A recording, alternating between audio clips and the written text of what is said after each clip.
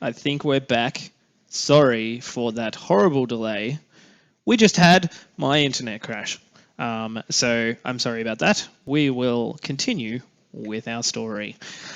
So you will begin to pull over to the side of the road. You see that there is a small group of rocks that are jutting out of the mossy undergrowth, and pull over to the side there. And as you're sitting down, you can hear there's a little bit of movement around you and everything.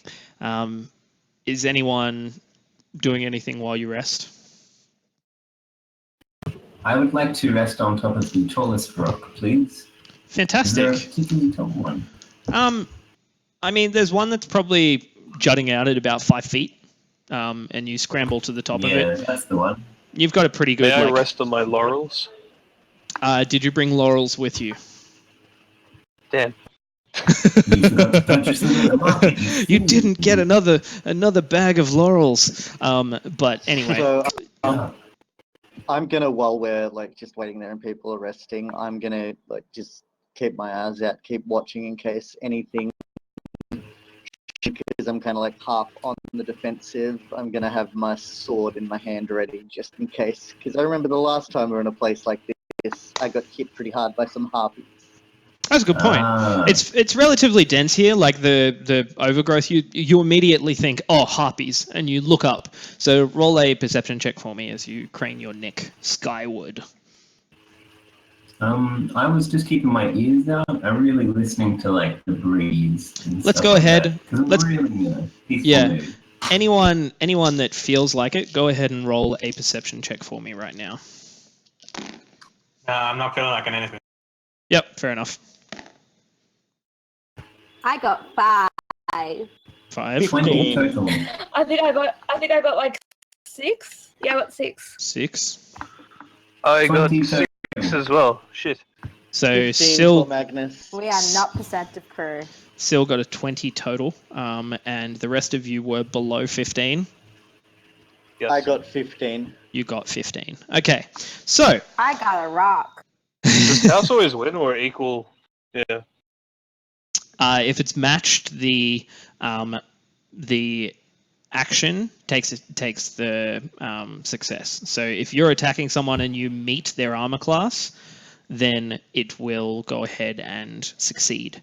If you go ahead and someone casts a spell on you and you're rolling a spell save, if you meet their DC, they succeed. So you need to exceed any threshold that is there. So you're all sitting around, kind of taking the world in, and at one point, Sil, you kind of see a few little darting movements across the treetops, and you kind of try to focus your eyes in. You notice that there's color to these movements. There's the movements are very sporadic. There's kind of a quick dart over an open space, and then another quick dart and a quick dart. And you see this for about 5 seconds. Are you doing anything? Do I know anything that quickly darts in that fashion? Roll a nature check for me. Ooh, that's a 6. 6. Nothing that comes to mind. You're really not 100% sure. And as you are kind of thinking to yourself for a second, sitting on the highest rock, you hear the straining of a bowstring. And then, oh, I know that sound. And a arrow comes out from the darkness, and that is going to be a 15 to hit. Can I use my reaction? Yeah, right now you can use it. So, yes! What reaction is that? What's that? What reaction is that? Well, that would be what some call the... It's got a name, trust me. Deflect missiles. It is a particular skill of mine. Fantastic. I can deflect missiles coming at me. I can reduce the damage by 1d10 plus your dexterity mod plus your monk level. So that'll be a minimum of 7 that I reduce the damage by. Okay, plus whatever I so roll on a d10. Initially, 15 hits you though. 15. Oh, actually, no, it completely misses. Sorry. No, that's okay. So the 15 misses, and you see that the first arrow just kind of just hits the rock next to you and skims off. And at this point in time, roll another perception check for me, because you saw the direction it came from, but the forest is quite dark in this morning light. Okay. Natural 20. Natural 20. You can see that sitting amongst the leaves, about maybe it'd be roughly 60 feet away from you, there's this tiny, like small creature that is clinging to like two branches that are jutting up in a Y shape. Both of its feet are grabbing each of these branches. It is bright green, has this like leathery pauldron that is draped across its chest, and you can see two black beady eyes and a very wide, broad mouth. This sort of almost frog-like humanoid that is holding a bow in one hand, looking directly at you down the sight of its bow. It appears to be redrawing another arrow, and you just hear across the treetops now,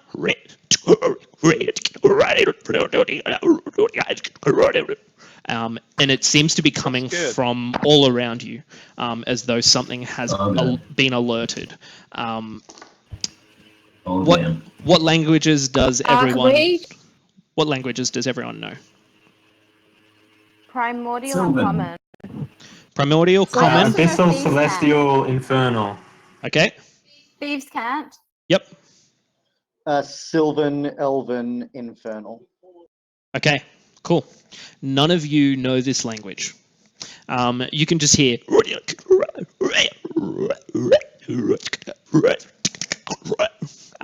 coming from all of these areas throughout the treetops. Thorax hear it, or Does Doju hear it? Yeah, so at this point in time, before anything else happens, let's roll initiative. Are we doing initiative with disadvantage? You will be, yes, because you will be moving slower than you would have been with a full rest. we already rolled this? I just got a nat 1 and 1, so I'm on 2. That 1 and 1, so yeah, okay. 17. No, so it's only going to be Magnus and Davos that will go ahead and roll with disadvantage. So, okay, what I'm going to do, if everyone's rolled initiative, I'm going to go ahead and get anyone between 20 to 25. 22. 22, Sil. Okay, between 15 and 20. 17. Me, 18. 18 is Falcor, and there is 17 for Co. Okay, no one else? Then 10 to 15. Okay, that's going to be... Me. I'm level 2. And I got a 5. So 5 to 10. I got a 6. 6 is... Oh, I'm not the only one that rolled poorly then. I just did it like really well. Yeah, but we're on disadvantage.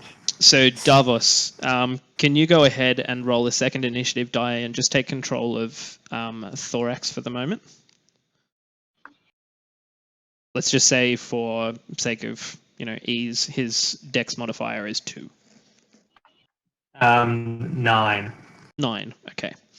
So we've got 9 Thorax.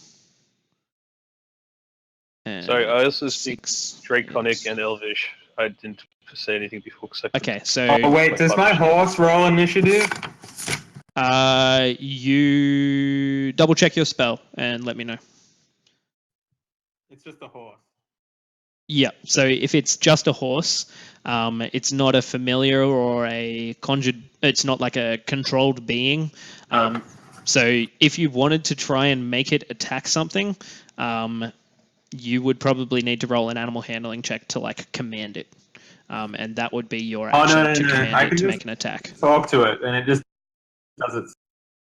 does its thing. So to get it to attack, I would imagine...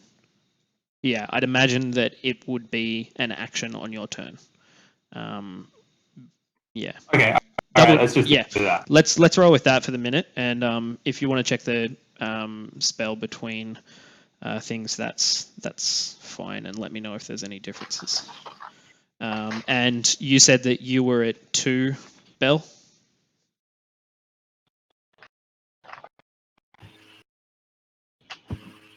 Yeah. Okay, cool. Okay, so Sil, you can hear throughout the treetops that there is just all of these noises just throughout the canopy. What are you doing right now? Well, I just got arrows shot at me. Well, Yep. an arrow shot at me, and I've got a guy about to shoot another arrow at me. So I hear the sounds.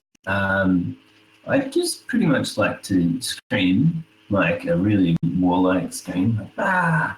Yep. And off the rock, dart out of my pocket, straight at this guy. Something like it's just, nobody shoots arrows at me. Okay, so ranges on a dart, I'm assuming. Oh, actually, Yeah. yeah, how far away is he actually? Wait, how many are there? So you know that. would, So Sil, you can see that he's about 60 feet away, and Okay. he's kind of within the canopy, like from you, he's about maybe 5 feet higher, and yeah, about 60 feet into the well, if forest. it's 60 feet, my other plan would have been if he was far away. Yep. How would I go drawing a bow, drawing an arrow, firing that arrow? Yeah, you can draw Actually, your. let's just go for it.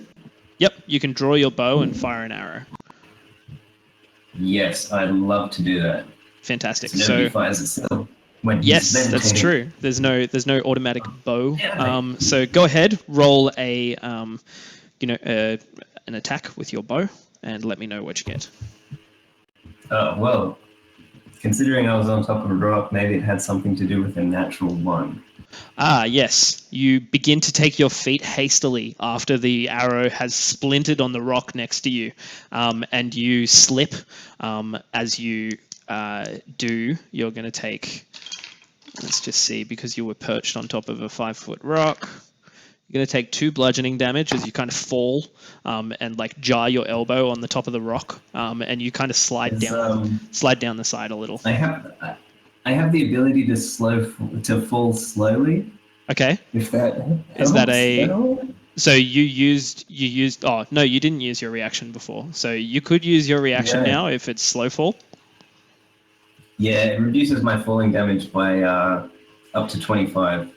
Oh, cool. So you don't take any damage as you fall. You do hit the ground, but you kind of like before you hit the ground, it just goes, and you like softly touch down on the rock. And I'll say for the moment, you're still sitting atop that rock. So at this point in time, yep, you have lost an arrow, but you do get to not take damage. So Falcor, comes to your turn. What are you doing? Hi. I will take a shot with my longbow. Okay, cool. So roll a perception check for me. Oh, sorry, I thought he was around. Yeah. 14 plus 4, so 18. Cool. So you can see the one that Sil is sort of looking directly at, and is that what you want to target? Yes. Cool. So you draw your bow immediately and just let one loose. So let me know what your modifier is there. Oh, what your attack is there. Okay, attack rolling. Yeah. Oh crap, that's another 14 plus 5, so 19. That definitely, definitely hits. Woo! Rolling my d6. Yeah. Crap. That's 1 plus 3 piercing. 1 plus 3 piercing, so 4. Fantastic. Okay, so you can see that the longbow doesn't necessarily pierce like the center mass of the creature, but it hits it across that shoulder pauldron, and you can see that the arrow kind of splinters off, and it looks directly at you, and you hear a couple of commands, like a couple of noises come out of its mouth. It's just like, and it sounds like it's really quite angered at what you've done. But you do get that shot off. Are you moving anywhere? You've got essentially where you are right now, guys, is about a 25-foot like round space, and there was a couple of rocks. So, Sil, you're on cover. For cover from this one. Sure. So you go ahead Yep. and attempt to like sit behind a rock or something, and you manage to Yep. get out of its line of view. So that's fine. And as I run to the cover, can I kind of replicate what it just made the noise of when I hit it, and kind of in an annoying fashion? Yeah, you totally try to make that noise. Roll a perception check for me. Roll a performance check. Sorry. Performance, yay! Yeah. Cool. 15 Cool. plus 1, 16. 16. It's not bad. You for a human, you do get a relatively like reasonable sound off. Not too bad at all. But you're not sure. There doesn't seem to be any reply. It's actually silent for a moment after that. And as that occurs, it is going to be your turn. What are you doing? How many are there? You could roll a perception check to find out. 12. 12. Right now, from what you've heard, what you can see around you, you feel like there might be 4 that are nearby.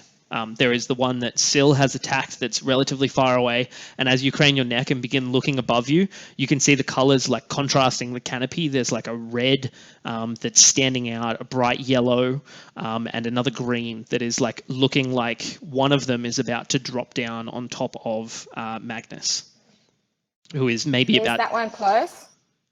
It would be maybe 10 feet up and about 15 feet away from you. So it'd be 15 feet range. Okay, so I quietly crawl up that tree and then I stab it in the neck. So you're trying to quietly do this? Mm-hmm. Okay, so just to give you an idea, like you are in a relatively open area that has, been spied, and you feel like these creatures have gotten the drop on you. But if you would like to try and sneak up on this one, which looks to be like looking down on the group at the moment, it's going to be a little difficult, but roll a stealth check for me.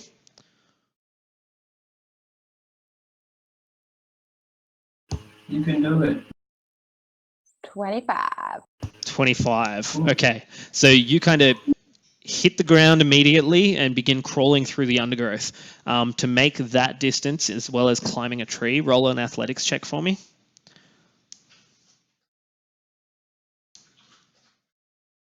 12. 12. So you don't make the entire distance. From here, you could try, as you're holding on to like You're a bit choppy there, Luke. Oh, sorry. Can you repeat that? Yeah. So you don't make the entire distance. It's like the 15 feet across the ground and then 10 feet up a tree. So you're on the branch below it, and you could either, throw a dagger, or you could continue moving and then attack it on the next turn. Can I kind of stab it in the ankle without having to let go of my dagger? Without having to let go of your dagger, you can try, but you might drop your dagger. I'll try. Okay, so roll another athletics check for me as you try and like reach up to attack the creature. So 20, not nat. Okay, cool. So you reach up, you go to attack. Because you're exerting yourself a lot, go ahead and roll an attack for me.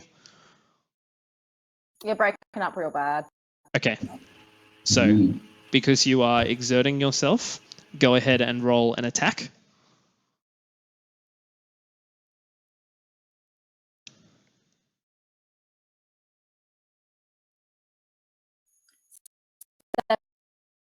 Seventeen hits. So with your dagger, go ahead and let me know what your damage is.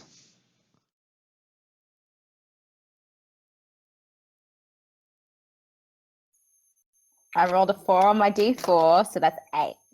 8 damage. Very nice. So you see this one look down at you, and it kind of spits something out of its mouth, like words-wise. It tries to, yell at you a little bit, and there's this gibbering that kind of like it begins walking away, limping along the top of this branch, but you can't quite make out what it's trying to say or anything.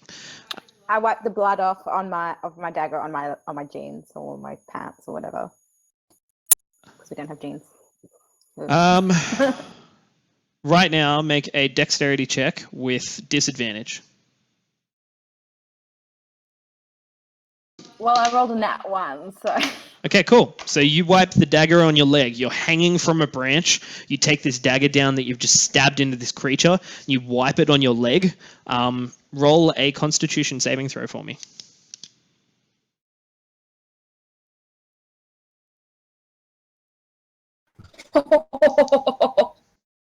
Why? 13. 13. You kind of feel... Sorry, I'm bad at math. No, that's okay. That's good enough at math that you feel the dagger cut through your leg for a second, and you kind of like pulse. You feel this pulse of numbness begin to spread throughout your leg, and then it ceases for a moment. And you feel like you've just negated the effects of a poison that could have taken hold. I curse in primordial. Fantastic. You curse. And it kind of rumbles the tree for a second. There's this... and it just shakes the tree. The grung looks down at you and is just like, and it is currently their turn.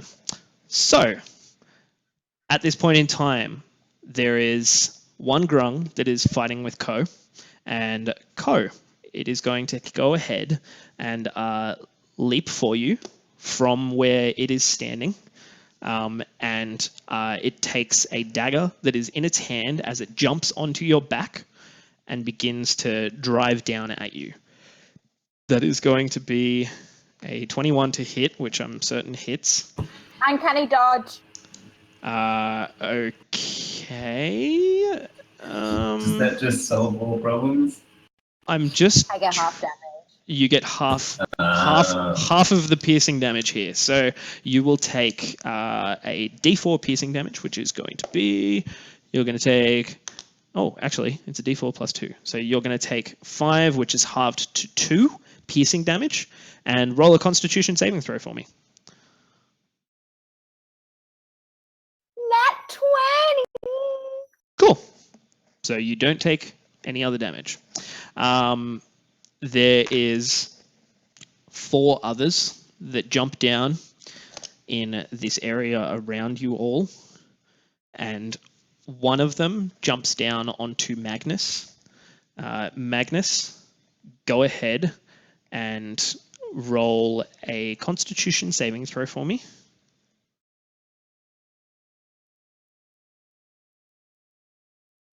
18. 18. You're good. But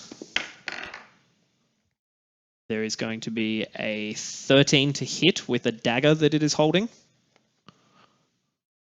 Yeah, that hits. Okay. So Wait, hold on. Give me 2 secs. It might. okay. I'm not sure if I've updated my AC. Okay. It should just be proficiency. Your So it's just like my leather armor plus. Okay, dex, just right? regular. So I Just got that new armor. okay. Did you buy studded leather armor? Yeah, it started. Okay, so that's going to be 13 plus your dex. 13 plus my dex, then my AC is 14. Okay, so it misses. So you feel the dagger just begin to scrape across the top of the leather, and this creature kind of like freaks out and just begins like beating on the back of your neck. The second falls down on top of you, Falcor. So can I get you to go ahead and roll a Constitution saving throw? Yes. 17. Cool, that's fine. 0. Nice. Yeah. And At this point in time, it's also going to try and attack you with a dagger. That's going to be a 16 to hit. Bugger. So I roll that. So does that beat your armor class? Oh, sorry. I'm class 14. Okay, so it hits. Sorry. Yeah, 14. Yep. Okay. So you're going to go ahead and take, that'll be 4 piercing damage, and roll a Constitution saving throw for me. Yeah. Crap. So that one is 7. 7, and you take an additional 6 poison damage as you kind of feel the dagger like drive into you, and there is just this pulse of energy that comes out from it. Feels like it's prickling under your skin and like driving needles out from where the blade has struck, and that poison seems to be taking hold. Syl, another one drops down on top of you. And it is going to attempt to attack. That's only going to be a 6, which I'm sure misses. And that's all for now. Bell, 1 drops down on top of you, and that's a natural 20, which means you are going to take 4 piercing damage. And then go ahead and roll a Constitution saving throw for me, Bell.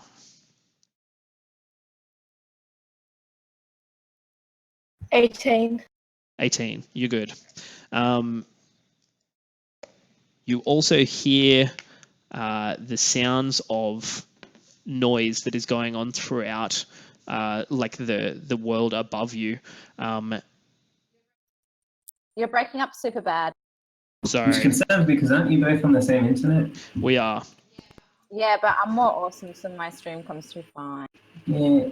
And I'm doing nothing on my computer when Big Beck words. talks. So you can hear that there's this noise that just begins to flicker throughout the canopy. There is like 2 of these like echoing, like call and responses that are coming back and forth. I'm going to get everybody right now to go ahead and roll a wisdom saving throw for me. Dang. What saving? Wisdom. Also, Matt just said that the stream's frozen. Damn it! Look. It should be back on shortly. Would it Damn, be a good I'm time minus my saving. would like resetting or disconnecting and reconnecting stuff help, or generally no? I'm actually Okay. I'm Yeah, I not might have sign out, come in myself. I'm not 100% sure. The only Yeah, it was thing 15, and I used my luck. What was the saving throw? Like, I was Wisdom. 15 because I'm minus. Mine's 22. So it's a Okay. wisdom saving throw. So you wisdom roll save? plus wisdom saving throw. Okay. yeah, It's so it's pretty much plus your wisdom modifier. unless Or minus your wisdom modifier if you're like Ko.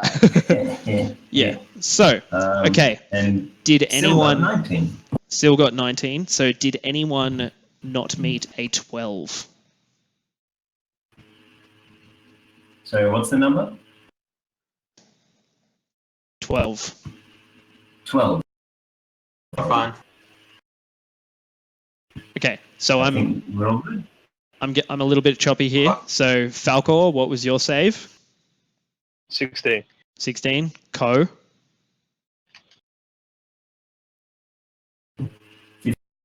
15. Bell.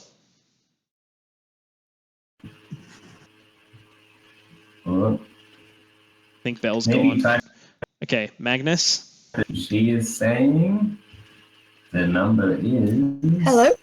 Oh, there she goes. Hello. Hi, can you hear We can hear you now. So Bell, what is your wisdom saving throw?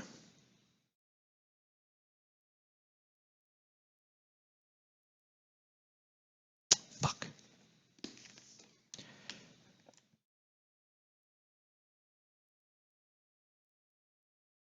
me? Do you want me to roll for?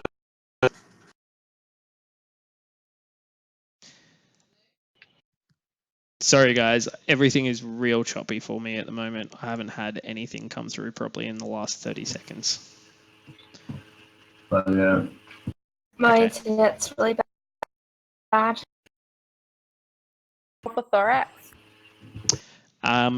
Yes, go ahead and roll for thorax. I'd imagine his wisdom modifier is like his saving throw would be like a +5. Okay. What about the creatures? Sorry.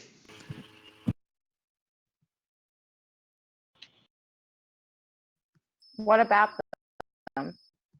As in, do they have to roll? You have no The idea. stream is up by the It seems as though the sound is coming from the creatures. No, as in horse and Soju. As in who and Thoju? Oh, the horse and Thoju, yeah. Go ahead and roll for them. They both make it. Fantastic. So, simplest question here. Did anyone fail? Oh my god, shitty internet is the worst right now. Do we want to just try turning off a few screens? Sorry? Do we want to try turning off a few screens to lower? I don't think that's it currently. I'm just turning off mine. Okay.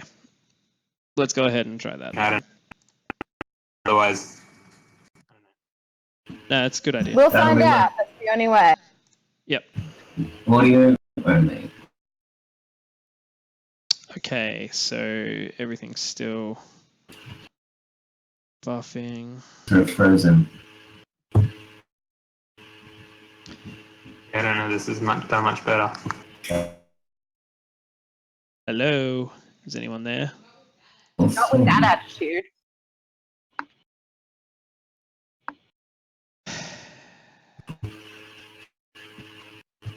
I think it got I mean, worse. nobody else is lab.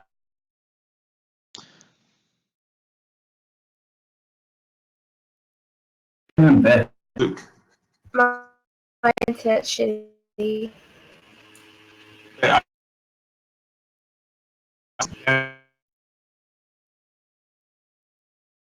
Yeah, nothing's working.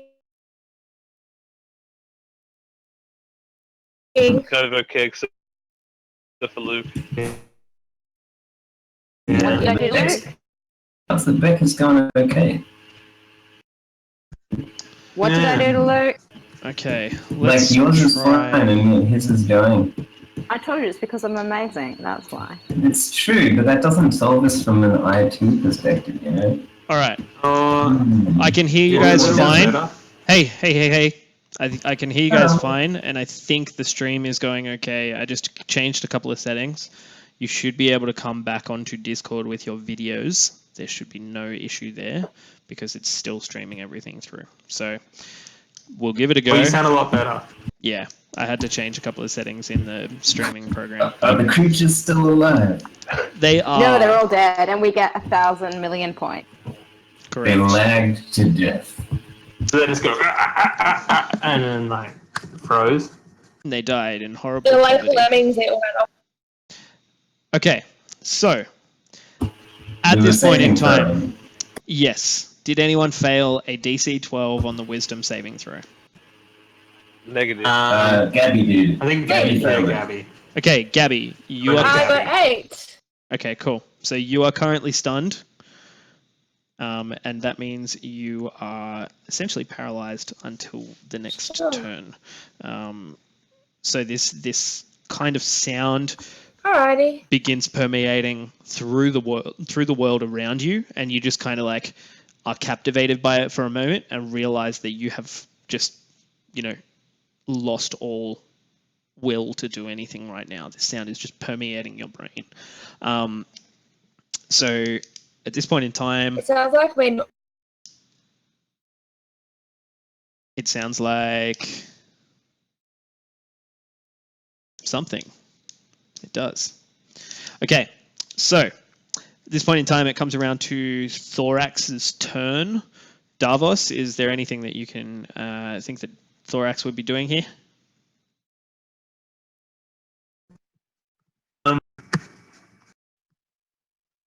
I think he Possible, thinks yeah. that they're friends of Soju. Yep. And he says, hey, buddy, who are your friends here? Just anyone I know? Thoju. And you see Thoju. He doesn't do anything. Thoju, he's just kind of like...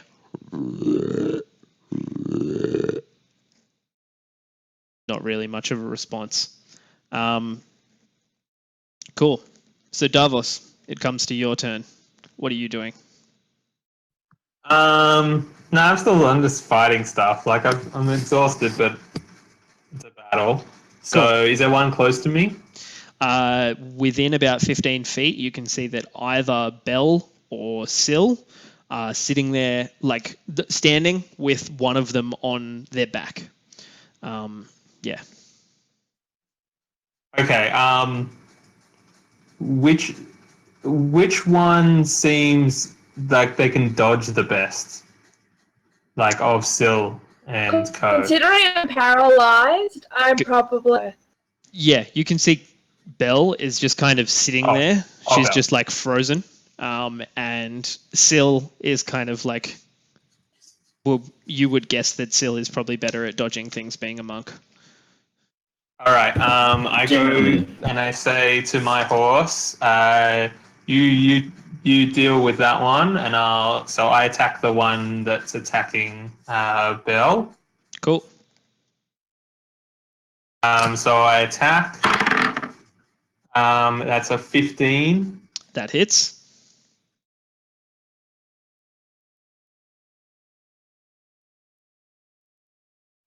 And an 25. I hit twice now. Oh, okay. So it's a multi-attack that you're doing? Yeah, so when I attack twice. Okay, cool. So both of those hit.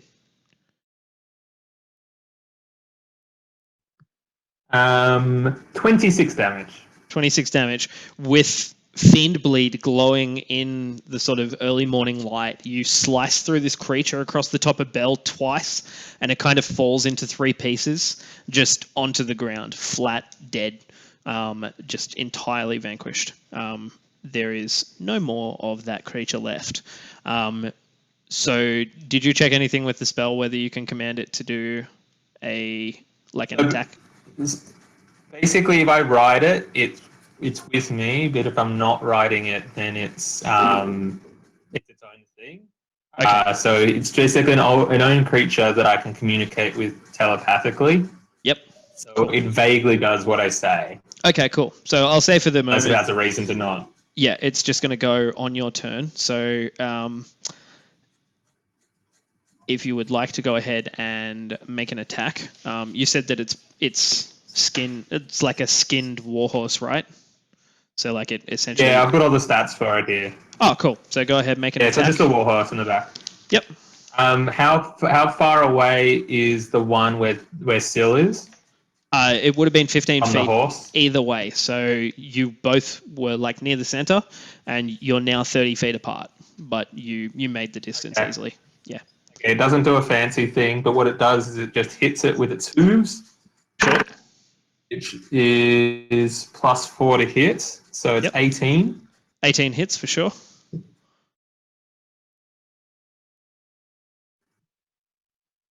12 damage. 12 damage. That is going to kill that one. You see it just fall to the ground. The hoof kind of like kicks straight through the front of the creature, collapses in like its jaw and chest, and it just kind of falls to the side. It definitely did not make it through that attack. We get now to Magnus. You have one of these creatures like clawing at your back. It is attempting to like stab you, attack you. It's kind of, screaming and yelling. It's yelling something, and you can see that it's like pointing across behind you, but it doesn't really take much of your attention right now. What are you doing? Okay, well, if he wants to grab onto my back, things are about to get real uncomfortable for him, because I'm going to cast Armor of Agathist, and a spectral frost clings to me, forming armor. Cool. So you go ahead and it's verbal and semantic, like kind of somatic, sorry. Yep, cool. So you begin casting your spell, movement, and you cast this spell, and it just creates this layer of ice over the top of your armor. Is that when something attempts to attack you, they will take damage? So I get 15 temporary hit points. Yep. If something attacks me melee while I've got those temporary hit points, they take 15 cold damage. Okay, cool. No problems. So right now, you just see the layer like come to life across the surface of your armor, and other than that, nothing really is happening. So, Belle, you are stunned currently. So we will come back to you next round. So Sure. you kind of see Davos come directly towards you, swinging his sword, and just like slashes a couple of times at this creature that is on your shoulder, and it just falls to pieces next to you. But he's still looking around, and you're kind of captivated by this noise that the echo is just finishing right now. So Syl comes back up to your turn. What are you doing? Can't hear you, buddy. Oh, how about now? Yep, much better. Yes, I had a bit of chop when you were describing the dude in front of me that our horse companion just kicked. Yep. How's he doing? He's that dead. just got hit. He is flat out. Wow, he's very see dead. face and chest kind of caved in, and he's Yep. laying on sprawled out across the rock behind you. You can see that Yep. there's these tribalish kind of like markings of mud and paint across its skin, and the shoulder pauldron that was there was very crudely created, but it looks almost like a humanoid frog, but very small.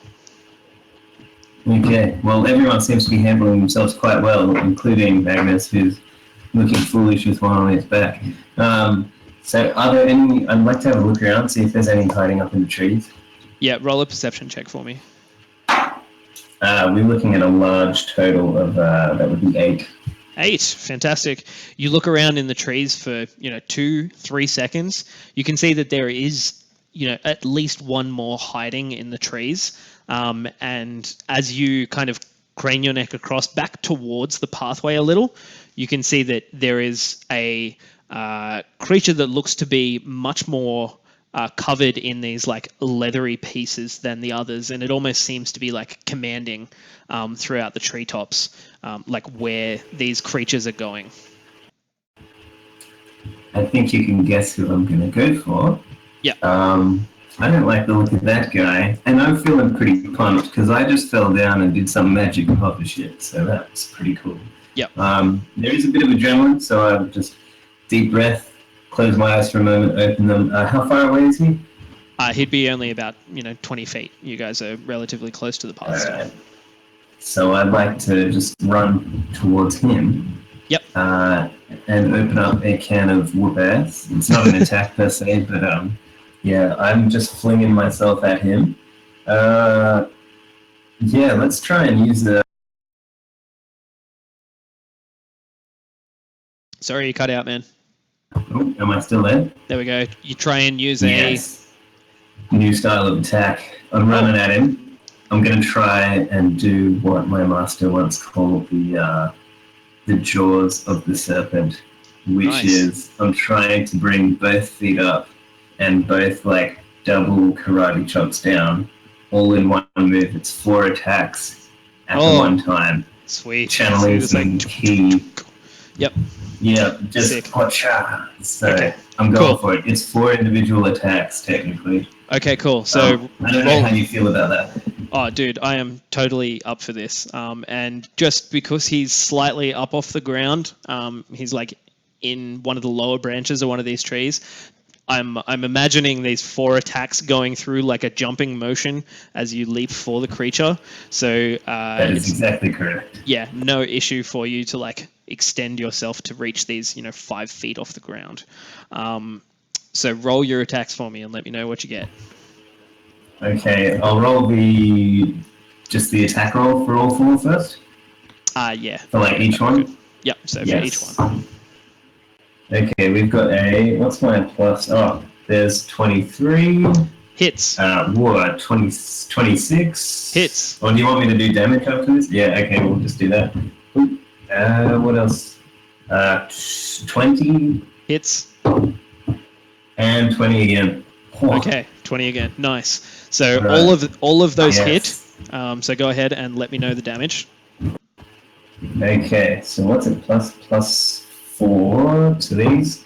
We're Yep. looking at, what's that? There's 5. There's 10. So that's 15. There's Yep. 10 more. That's 25. Yep. Oh, sorry. One less than that. 24. Yep. Plus the last one of 5. So 29 damage. Yep. And I'd like to infuse that with a bit. Well, actually, I would like to make the most of my open hand technique. Composer. So, because 2 of those hits were with my flurry of blows, technically, Yep. he can't take reactions, and I'd like him to succeed on a dexterity saving throw or be knocked prone. Nice. So let's go ahead. Dex saving throw. That's a 12. 12, the DC is 11 plus 3, 14. Okay, so it fails. It's going to fall from 5 feet, and it takes 6 bludgeoning damage on top of the damage that you had already caused it. And it's laying on the ground now, pretty battered, but this creature seems much more constitute than the rest of these smaller minions that it's been sending towards you. It is still alive, and as you land within sort of 5 feet of it, you kind of skid through the dust for a second and look back towards it, and it's just beginning to like roll its shoulders a little, and it looks up at you, and you can see there's this little like headrest that kind of curls up around the back of its head. Almost looking like the horns of like some long dead creature. At this point, Falcor, it is your turn. What would you like to do? I'm sorry, how many of the creatures were left? You can currently see 3, but you're not sure how many more there are. Okay. Was that one that I hit still alive, or was that one that got smashed? Which one was the one that you hit? The one that I like mouthed off at. Oh, with the when you hit it with the longbow, it was barely alive, and you kind of took shelter behind a rock, so you can peer out from that and see, what it's doing, or, that's up to you. Oh, okay. Did you say he was looking bad at the moment? It was looking pretty rough, yeah. Okay. So do I have to do a perception check to see where he is, or? No, you know where it is. Like that one Okay. that you just attacked. If you wanted to like pop out and take another longbow shot at it, you could totally do that. Yep. I shall do that. Nice. And I am taking my roll. That is 12. A 12. Plus Oh, okay. 3. Cool. That Plus, hits. yeah, plus 3. Yep. Nice. So 15. you hit with that one, and let me know what your damage is there. Yep. Yeah. Alright. That is 3 plus. Oh crap, sorry. Wrong die.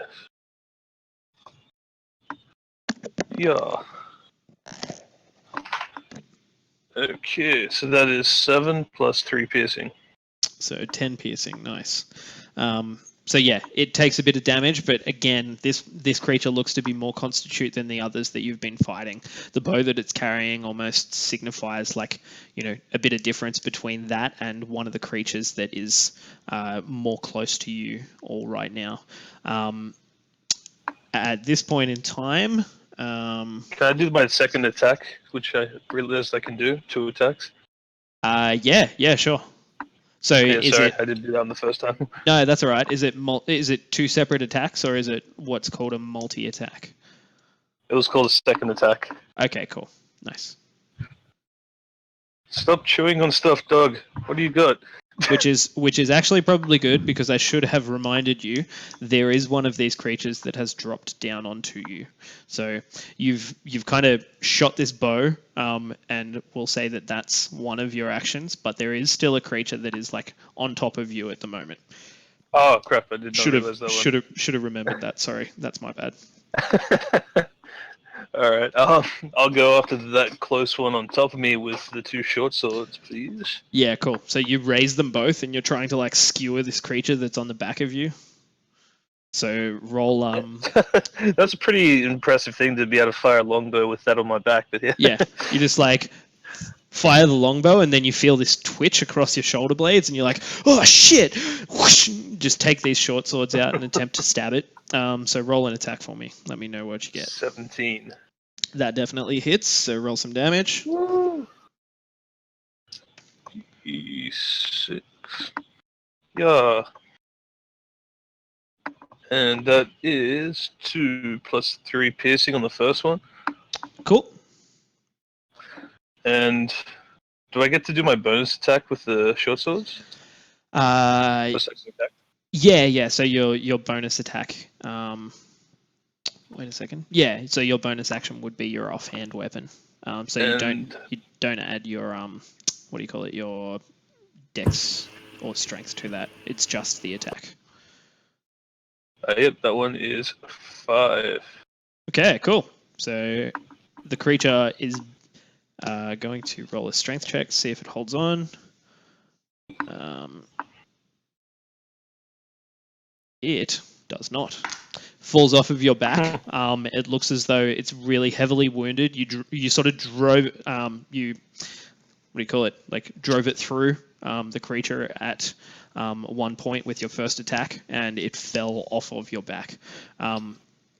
At this point, it's laying on the ground behind you, and you are out in the open currently. You can move if you like. You could move closer to any of your party members, or you can see that Sill's about maybe 20 feet away, and he's like in the undergrowth at the moment, like looking back across at this, red, almost like warrior-looking frogman that is standing at about knee height, maybe a little taller. Knee height. Yeah, I will go over to Sill and observe with him. Cool. So you begin walking across a little menacingly, and as you walk out of the range of the creature that's on the ground behind you, it's going to go ahead and take an opportunity attack at you. And son of a bitch. Yeah, it sucks when that happens.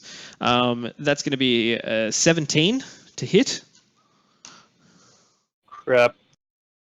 That you're over your AC? AC is 14. Okay, cool. So that hits. You're going to take 6 piercing damage, and then roll a Constitution saving throw for me. Come on, be Constitute. Yeah. Ooh, 19. 19 is good. You are fine, and you kind of feel this pulse of like numbness in your ankle for a moment, but it passes quickly. Doesn't seem to hold. Ko. So just 6 damage? Yeah, just the 6 damage piercing. Ko comes around to your turn. What are you doing? You're like halfway up this tree. There's one of these grung that you're attacking at the moment. And what are you currently doing? Is that grung still there? Yep, it's still sitting there with you. I stab it again. Behind the knee.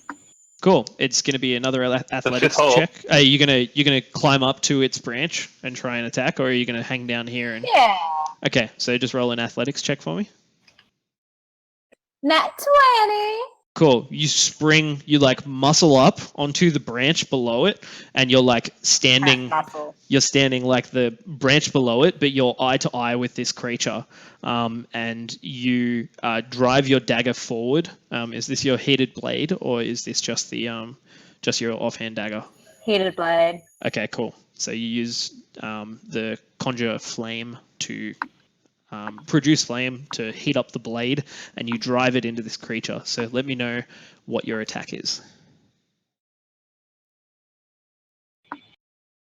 18. 18 hits, surprisingly. And go ahead and let me know what your damage is. Oh, boo. It's only 3. 3. That is enough. Oh, sorry.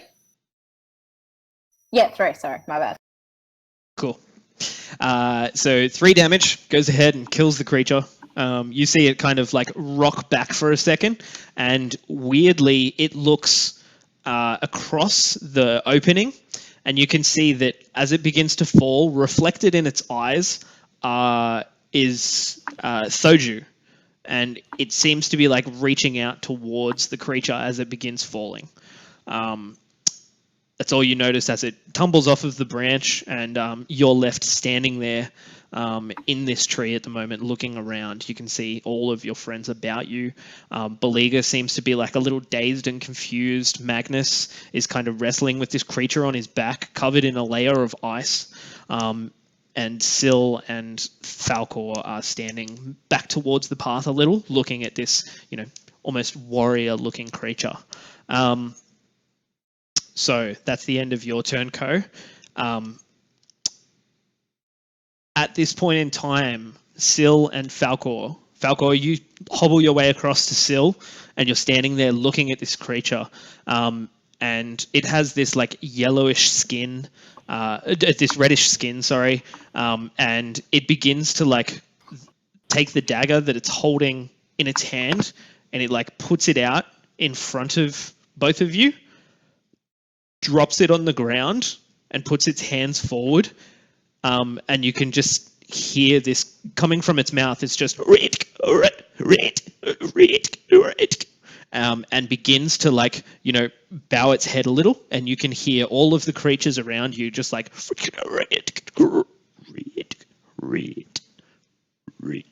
the ones that are sitting atop Magnus, Bell, not Bell, that one is dead.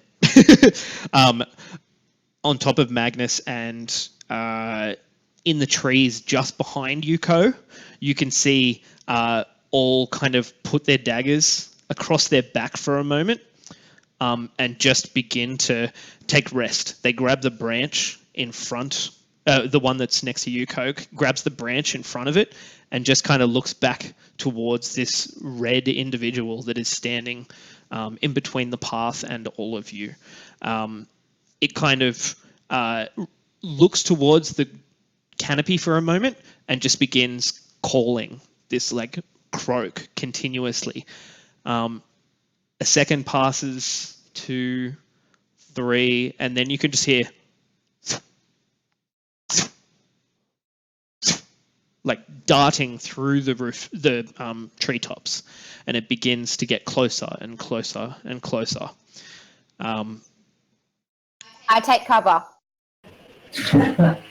Cool. And I like to hide so I can like stealth attack it. Okay, well, you just finished... I can't move still, Yeah, so I'm just going to be where I am. That's cool. You just finished taking an action, Co, so you don't do that yet. But you see this creature arrive in the center of the group. It kind of jumps out of the treetops and lands very close to Thoju, like at its feet, and it is holding like a staff in its hand. This thing that's only about maybe 2.5 feet tall.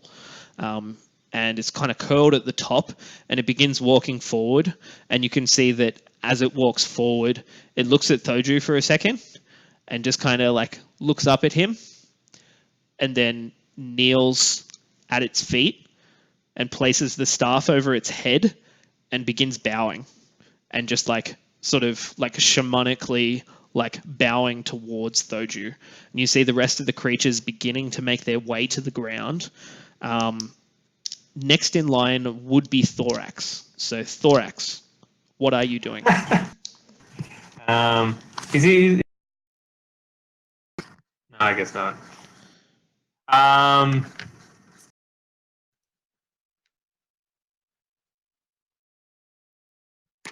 Oh, I guess he thinks that, yeah, definitely this guy is his friend, and Thoju is holding out on him. Cool. So what's like a check to understand Yeah. like So motives? you could roll an insight check, or you could cast one of Thoju's spells, which I believe is actually I believe he just has talk to animals, right? Yeah, but can Yes. Thorax do an insight check on Soju to see if he's holding out on him? Oh, for sure. Yeah, definitely. Like He's roll it. being very sheepish right Yeah, now. you can have advantage on that attack. I think a frog. On that insight check. 13 plus whatever. 13 plus whatever. I'd say that's going to be, probably 2. He looks up at Thoju, and you can see that Thoju is just looking down at these creatures, kind of a little confused. The eye stalk is just kind of like twitching a little, like looking around, trying to figure out what's going on. Doesn't look like Thoju's got much of an idea of what's happening. Okay, I think Thorax then, noticing that Thoju doesn't know these people, becomes Thoju's agent. Yep. Like, hey, like, oh, you want to talk to him? You got to come through me first, or something like that. Cool. Can he talk to this person? Roll an intelligence check. I'd say that there's no modifier for Thorax. 7 plus whatever. 7. You can try. I can try.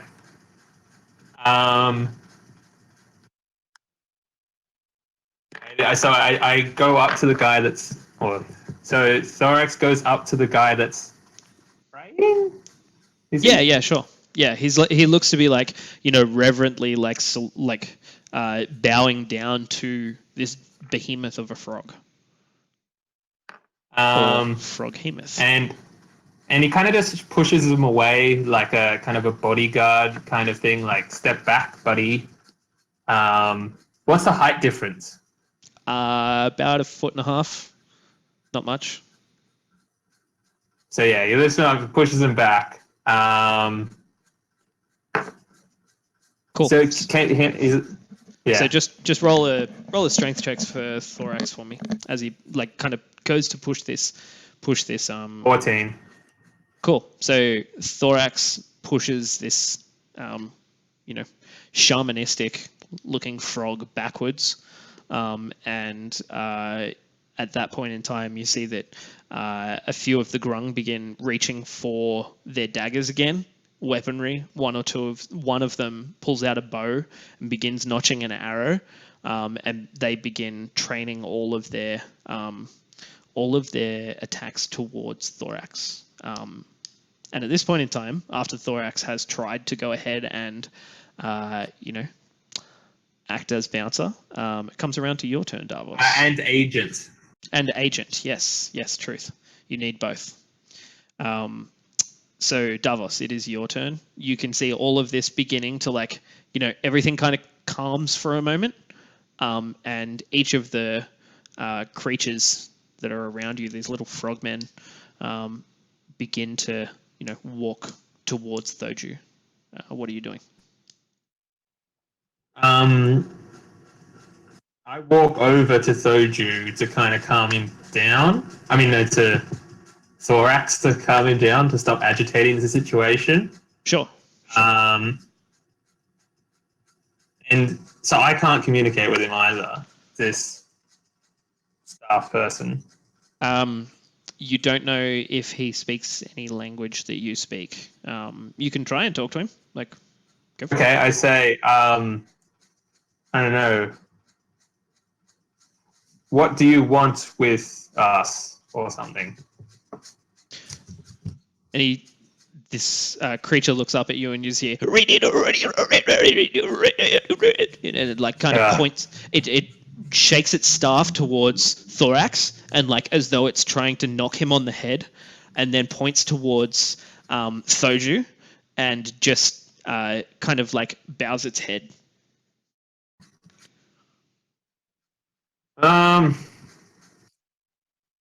Yeah, I genuinely don't know what's happening right now, both in game and out. Yep. Sounds about right. So I don't know. I guess I just try to calm Thorax down. Cool. And wait to see what happens. So you try to like walk him away a little, and yep, all well and good. Comes around to your turn, Magnus. What are you doing? I'm just going to hold my action, with the trigger being if any of the hostiles go to attack. Sure. Okay, no problems. So you're holding action and just looking around the area. You can see that there's still 4 of these creatures at least visible that are beginning to like walk down from the treetops and towards Thoju. Cool. Bell, you're kind of shaken from the chaos that was occurring across the last 12 seconds, and you see that everyone is kind of calming down.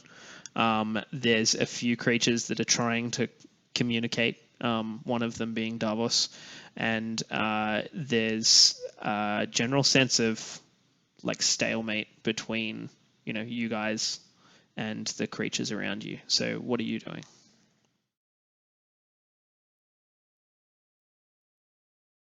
So still wouldn't be covered anyway. So my movement would be slow and unsteady. So I'd try to kind of be as calm as I'm not in the open air, I'm still kind of slightly covered. I know I guess their attention isn't on me. Yeah, so there's a little bit of like greenery around you guys and like a little bit of shrub growth throughout this like relatively clear area of the forest, but it's not entirely clear. But yeah, if you're just kind of chilling off to the side, I'm going to break initiative here because it seems as though we've got a bit of a point where everyone has calmed down for the moment, and you can see that all of the creatures now begin walking towards Thoju. There's another 3 that join those that were already known to you guys. They begin to just filter out of the forest from nearby. There's a few sort of darting through the treetops, and they kind of all descend upon the area where you are. They're mixes of, black markings with yellow skin, green skin, this one red individual that is carrying this, I suppose, a rather large dagger and a bow across its back, and then there's the one at the front. I eye that dagger. Yeah, sure. It looks like mostly it's a bent piece of steel. Magnus, Yeah. would you be the most proficient even if you don't understand him, you still probably have a better idea of where to start to try and communicate? I'll interject. I deal with a lot of animals a lot, and I suppose I have a lot of insight with them. Take it, it's yours. So, Sil, what would you like to do? I've seen a few creatures in my time worship me as a god when I kick their ass. They don't seem to be worshipping me, though. They seem to be worshipping the frog. I suppose I'd like to see what their intention is with Thoju. Are they worshipping him or trying to turn him against us, is what I'm curious about. Go ahead and roll an insight check for me. Grand total of 16. Cool. So you can tell from the things that are going on around you right now, all of them begin kind of croaking this same pattern that's just like reader, and they all kind of begin coming closer to Thoju and kind of surrounding him a little bit, all bending down, heads like not looking Thoju in the eye at all. And they've all got their arms like extended forward, and they begin kind of just circling around Thoju.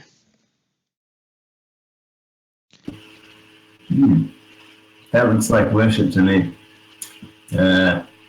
Hey guys, I think we found a cult of frog people.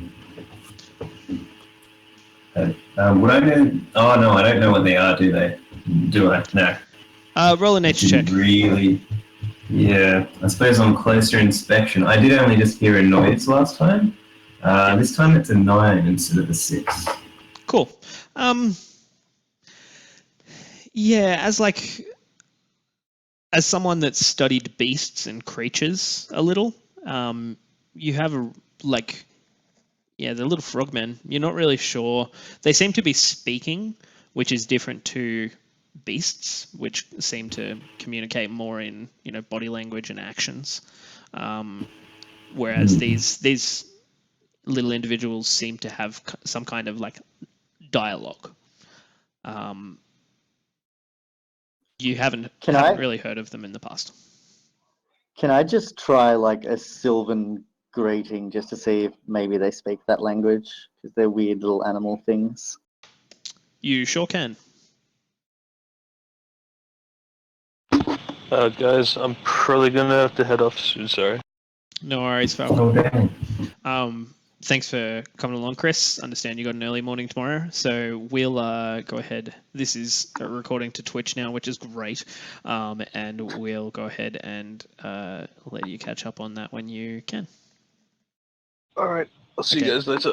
Take it easy, man. Bye-bye. Bye. See you later. Bye. Okay, let me fix up the display here for a moment. But in the meantime, what is happening with the rest of you? I was speaking to Kelvin, and he now considers all of the other froggy people as his children. As his children, sure. So he's going to go ahead. Of course he does. Yeah, of course. And he Why begins. am I not surprised? Yeah. So if he's thinking of them as his children, what do you think he'd be doing right now in light of Good berry. He'd be doing a good berry. throwing good berries everywhere? So he casts good berry, and you can see that there's what is it, 10 that he conjures? So he gives. It is 10. Yeah, cool. He gives one. And then he gives them out very ceremoniously and motherly to each of them. I'm sure. He goes ahead and does that and kind of pats each of them on the back when he's doing this. So as he pats them on the back, can you just roll a Constitution saving throw for me as he tries to do this? Not from any fault of their own, but it seems as though these creatures have a pretty toxic, layering of skin. And he gives one of them a good berry and then goes ahead and you see that the reaction from Thorax is that he takes some damage. He's going to go ahead. Fuck. He takes 8 poison damage as that occurs. The first one, and then the next time that he does it, he kind of just holds the berry out to one of them and drops it in their hands before it occurs, and he just smiles and he's yeah, and just keeps walking along in front of them all. You see that he hands out all of the good berries, and he's still got 5 in his hands. 4 in his hands, and he eats one of them, eats the second one, eats the third one, and then throws one up to Thoju. And as Thoju kind of the tongue comes out and grabs onto one, you see all of these small creatures around it throw them directly up in the air, and Thoju's tongue just begins whipping around, grabbing good berries out of the air, and they're all kind of you hear this kind of inhale from all of them, just kind of captivated by this creature in front of them. Did I get anything from my greeting, any kind of response or recognition? So what did you say? So in Sylvan it would have just been something like greetings to you. There is no response in Sylvan. Roll a nature check for me, Magnus. Mm-hmm.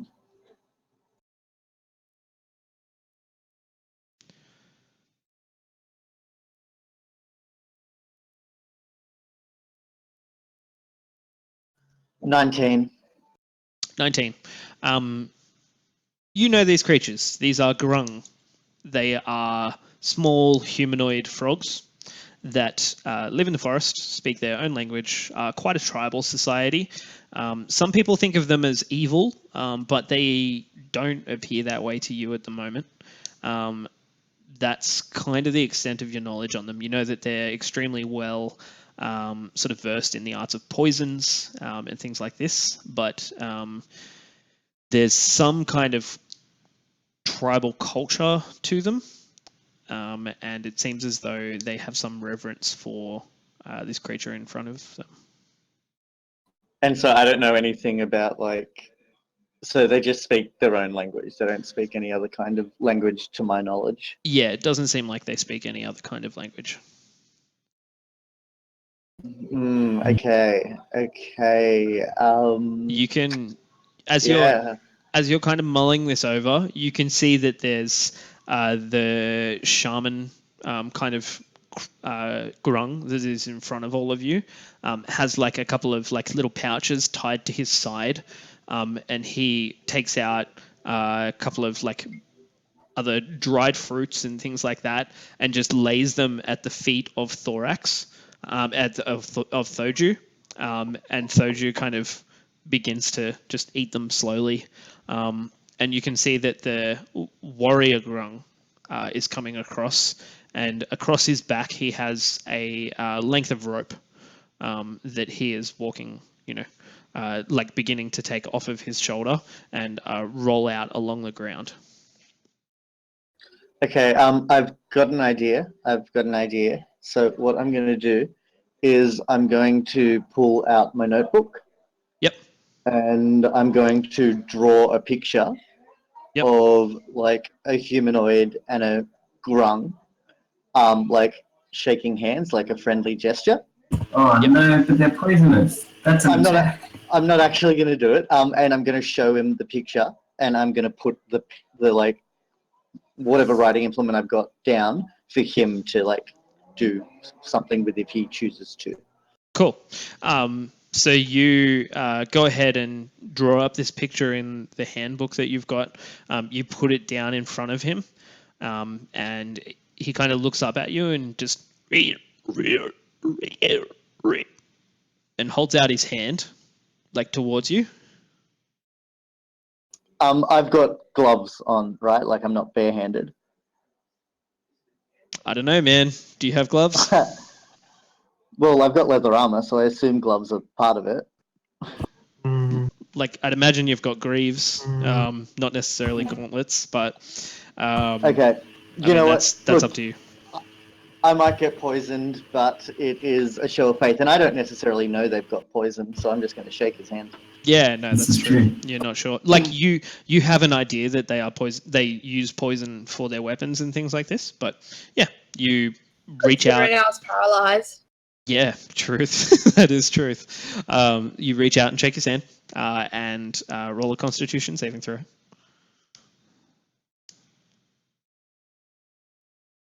Hold on, I've used my inspiration, but I'm going to use my luck now because that was a 2. Oh, okay. And that's an 8, which is a 9. Okay, so you shake his hand, and it tingles a little for a second, and then it kind of burns, and you take 3 poison damage as it kind of soaks into your skin a little. You kind of, in this move of diplomacy, try not to make it, obvious that you're in some pretty serious pain right now. And as you let go of his hand, he looks at the book for a second and at the quill that you've put on the ground, and he kind of picks up the quill and like darts his tongue out and like touches the tip of it, runs it around in his mouth for a second, and then grabs the quill, like puts it to his nose and takes it and begins like tracing it across the back of his hand and like realizing that there's ink that's coming out of it. And he's like, looks at his hand for a little while, just fascinated by the implement really. And then goes to the page and you see that he just like dot, really entertained by this. And this keeps going on for about 10 seconds, 20 seconds. He's just like dots all over the page. and then he gets to a point where he looks up at you, and then very, very crudely draws a big blob, like massive blob, that has like lines coming off of the side of it, like two on each side, and then smaller blobs with like little sticks underneath them, and then Dick pics? sticks, little tiny sticks, and you see him like putting the quill to the large blob, and then he looks up at you, and you just hear "Rooty, rooty," and then kind of like he like bows his head.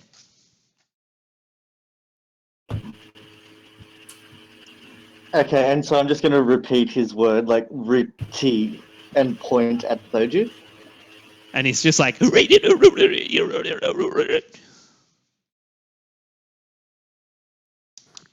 Okay, cool. at this point, when you point at Thoju, you can see that the warrior and two of the other grung are like now beginning to like get rope and put it around Thoju. Oh, that's a bad move. And they are just like, Thorax does not like that. yeah. Thorax gets protective. What are they doing with the rope though? They're beginning to like walk around Thoju and try to like throw it up towards him a little bit, almost as though they're trying to like create like a lead or a leash for him.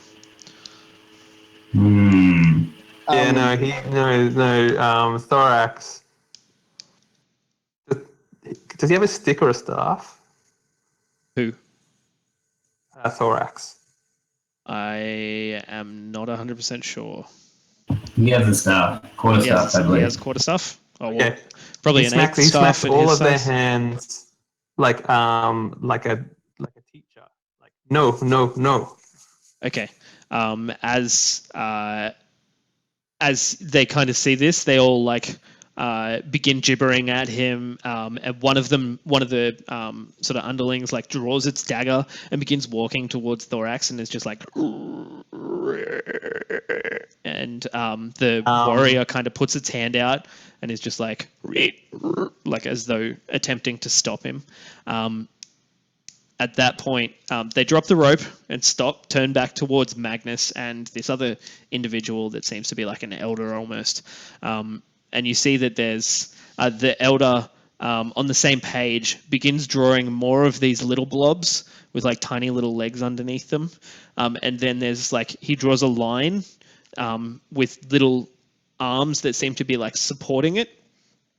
And then just begins drawing circles on top of this thing, and they all seem to be walking towards the large creature. The circles, roll an insight check for me here. Just to make your job easier. Pretty much. That would be a 4. 4, cool. This is difficult, man. This is real difficult. You're not used to talking to people that you can't talk to. Like maybe you know that there's wizards out there that might have stuff like comprehend languages or other spells like this, but like could be useful. You continue thinking about this, and you see that he's like running the pen across the page, like the quill across the page, and like pointing, like drawing lines from each of these circles to like the top of the big blob.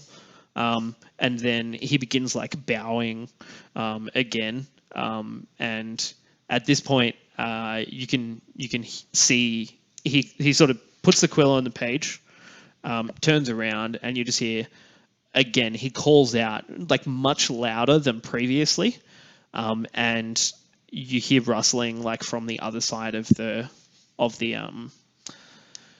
you call it, the path.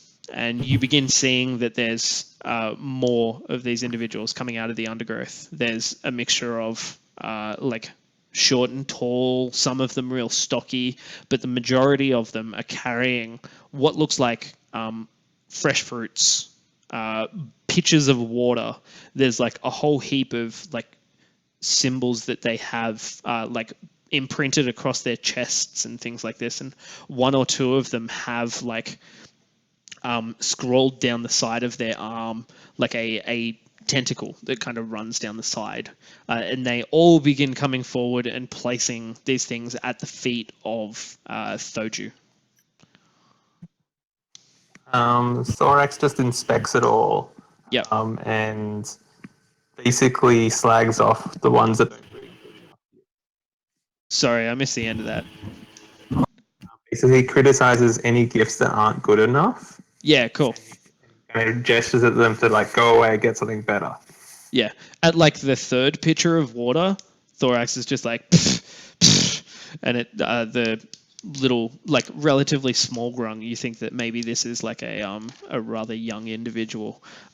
Just kind of looks up at him, and like the mouth opens a little bit, and then it just darts off, begins springing back across the road, and into the scrub on the opposite side of the road. So, can I just jump in here? yeah. And I've just noticed that there was how much rope did they have? How many feet might you say it was? It looks like he's got about maybe 20 feet of rope. Not much. 20 feet of rope. Well, it's 20 feet more than the rope that I have.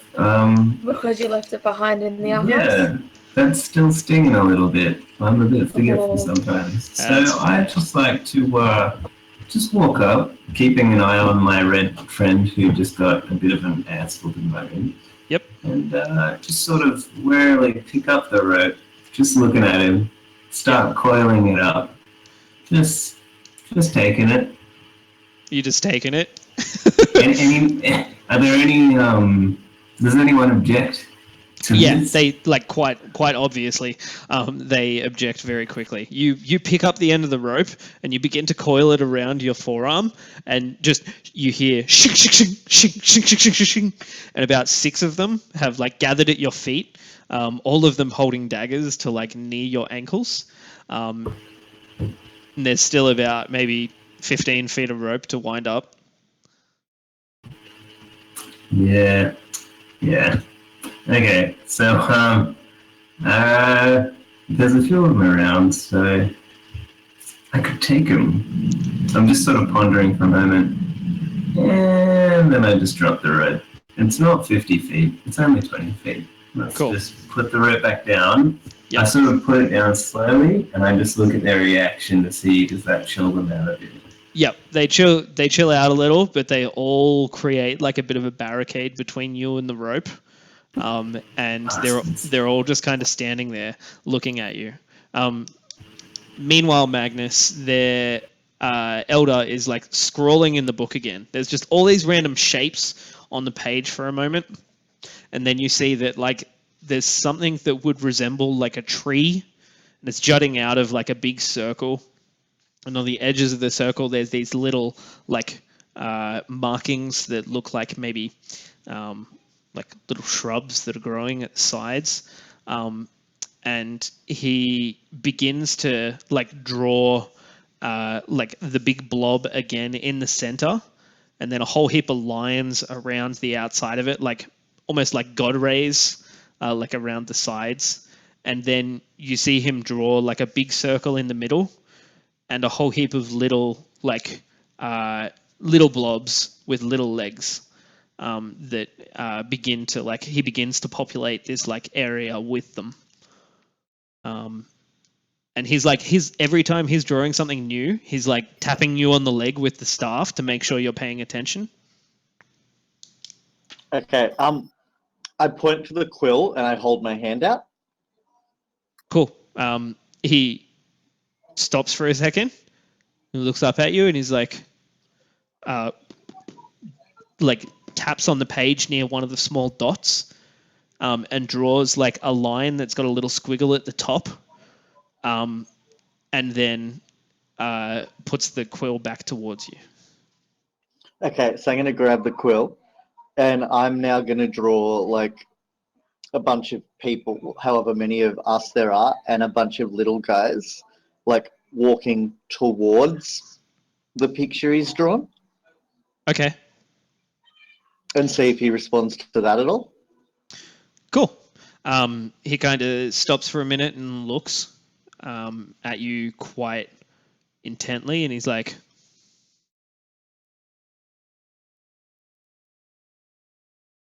Hoodie, and begins to nod over towards the other individuals, and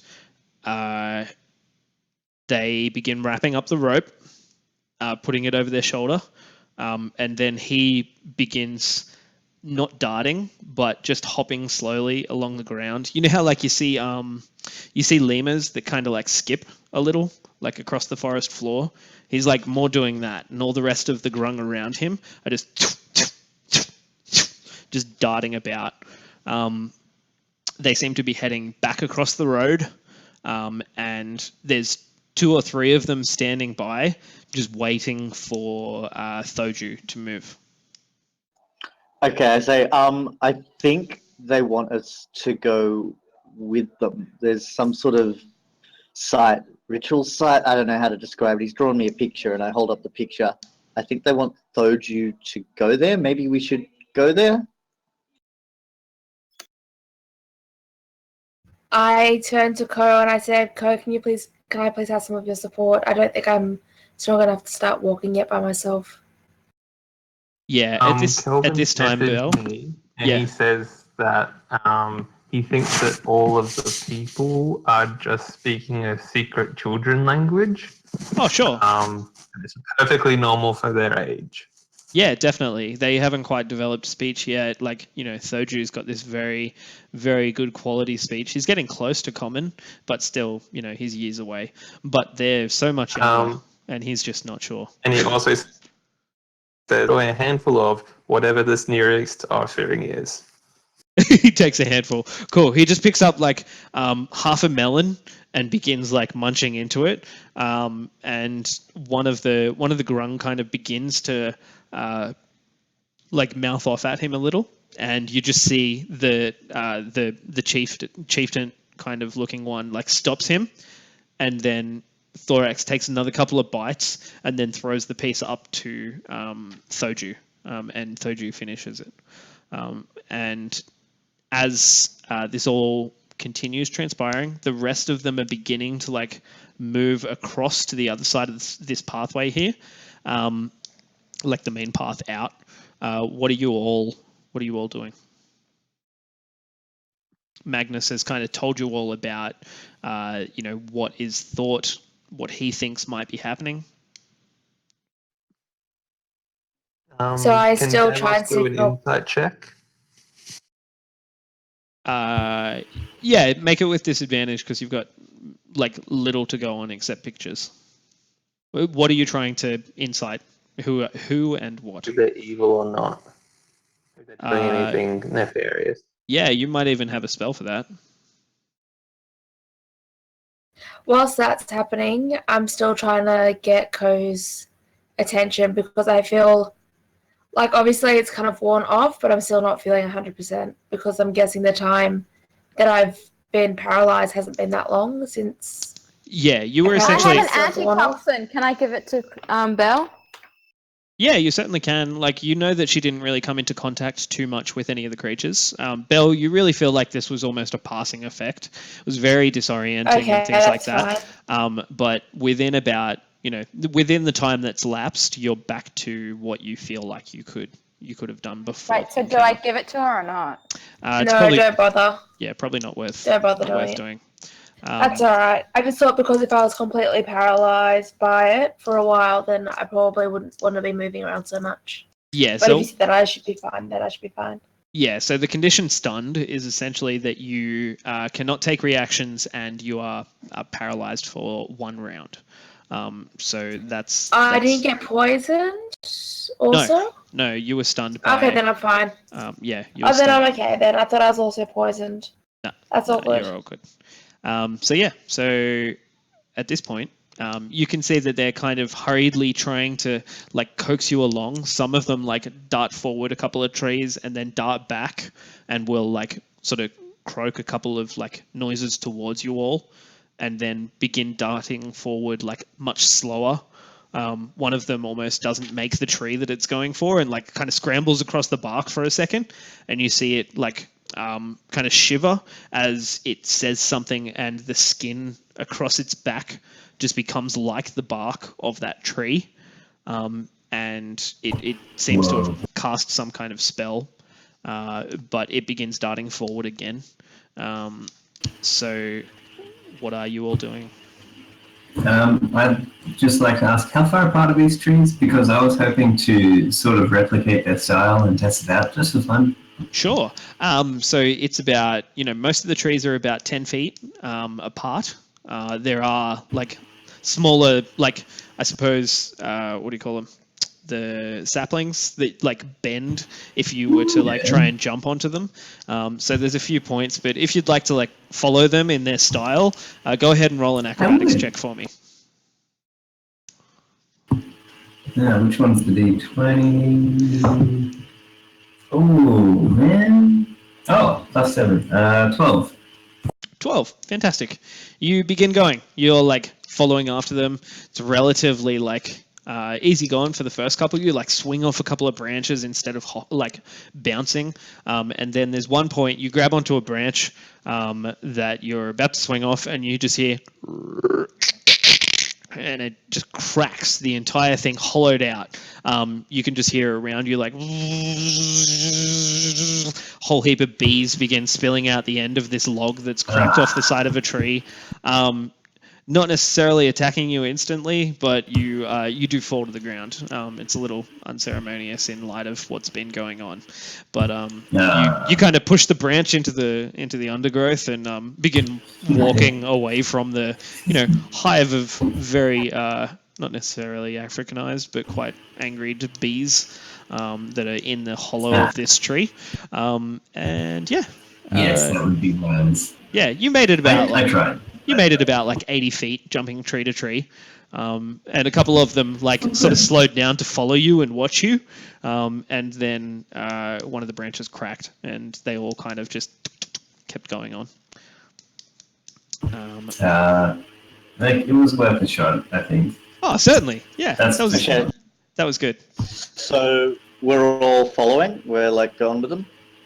It seems like Sill's already on his way. I couldn't help it. I just really like the way that they move. It's a good point. I'm gonna match pace with the shaman, like walk with him. Cool. So yeah, you're walking along, and occasionally he kind of actually first before we get to that, Davos, what is Thorax doing right now? You feel that the idea has been conveyed to him that Thoju seems to be a god to these creatures. And is kind of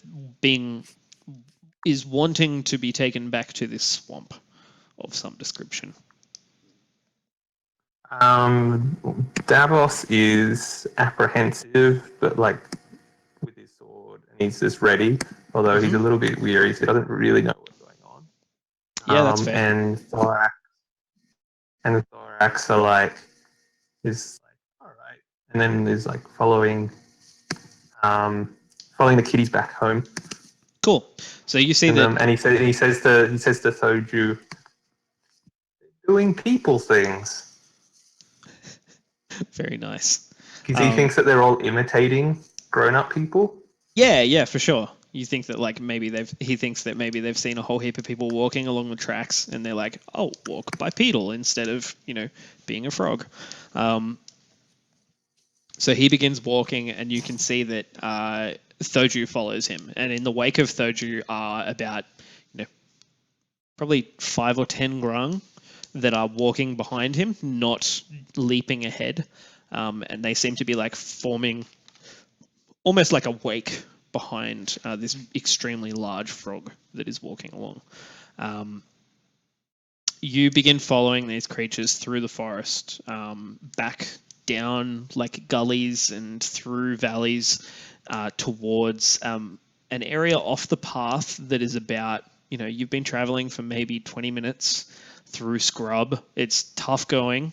And a couple of times, one or two of you like slip on a rock. There's a point where Ko, are you there? Yeah. Just roll a dexterity saving throw for me. It wasn't that one. Cool.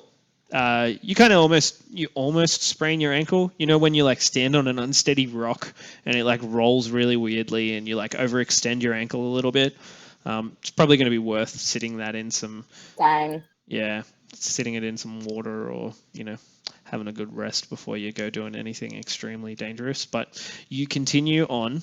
And as you begin coming down into the bottom of this valley, you can see ahead, Magnus, there's something that does depict like the picture that you have seen in the past, that was drawn in your book, sorry. You can see that there's a swamp that begins to extend out in front of you, and it kind of has a couple of trees that are like sort of broken in certain sections, and then towards the center of it, there is like there's islands about that almost are little islands of like vegetation thickets, and they seem to be flattened down, and you can see a few individuals like moving about on them. But as you look towards the center, there is like logs that have been stacked into like a platform that then begins to raise, and there is like maybe 4 or 5 levels of this platform that begin getting narrower towards the top, and you can see that at the top there is like a bar that is not like a bar, like a flat bench, and a throne. Seems to be very large, and there is a kind of seat that is at the top of this set of timber. Is it a Thoju-sized seat? Oh yeah. Me oh my, it is a Thoju-sized seat. This is a good time for Thorax to be arriving. For a druid to come. Give me half a moment. Welcome! Hello, is this starting out something? Ew. Sorry guys, we'll just be a moment here while we get some technical difficulties fixed. We have a Thorax in the form of Kelvin. Hello, Kelvin. I'm sure that Alex has been keeping you up to date on what is going on in this game. Yeah, he's been doing excellent. Fantastic. Well, to summarize, you were coming back from Lightwatch Tower, and you saw that that Davos was having a real hard time keeping up. He'd stayed up the entire night before, was having a real bit of an issue with keeping up pace with the rest of you all, and in an attempt to kind of let him rest for a moment, you stopped in a little like side part off of the path back to the Lonesome Coach. And as you've done so, you were ambushed by a group of relatively small, humanoid, very brightly coloured, frog-like individuals. And as this all has transpired, it's kind of come about that it seems as though Thoju is some kind of god or deity to them. And they are currently leading you back through the undergrowth of this entire forest. It begins to stoop down, and there's a little bit of a swamp that you've come upon that's maybe, I don't know, from side to side it'd be about 200 feet, the swampy area, and it doesn't look like it'd be super deep, but there's definitely little islands about that these individuals that Magnus has told you are called Grung, are jumping across and kind of have like a little tribal society down there. And in the center of this swamp is a kind of continually growing timber pile that is almost structured like a pyramid, and near the top is a throne that would be sized for a very, very large individual. Cool. And up to this point, how have I been treating the frog people? Like, am I jealous of their attention for Thoju, or am I kind of motherly? Yeah, so you tried motherly, and you got poisoned because you were trying to like pat one of them on the back, and they are covered in a very severe poison that kind of is pretty dangerous to anyone that touches it. So you have been a little bit of a standoffish, mother-like figure, but you are definitely treating them with a lot of RESTEPC.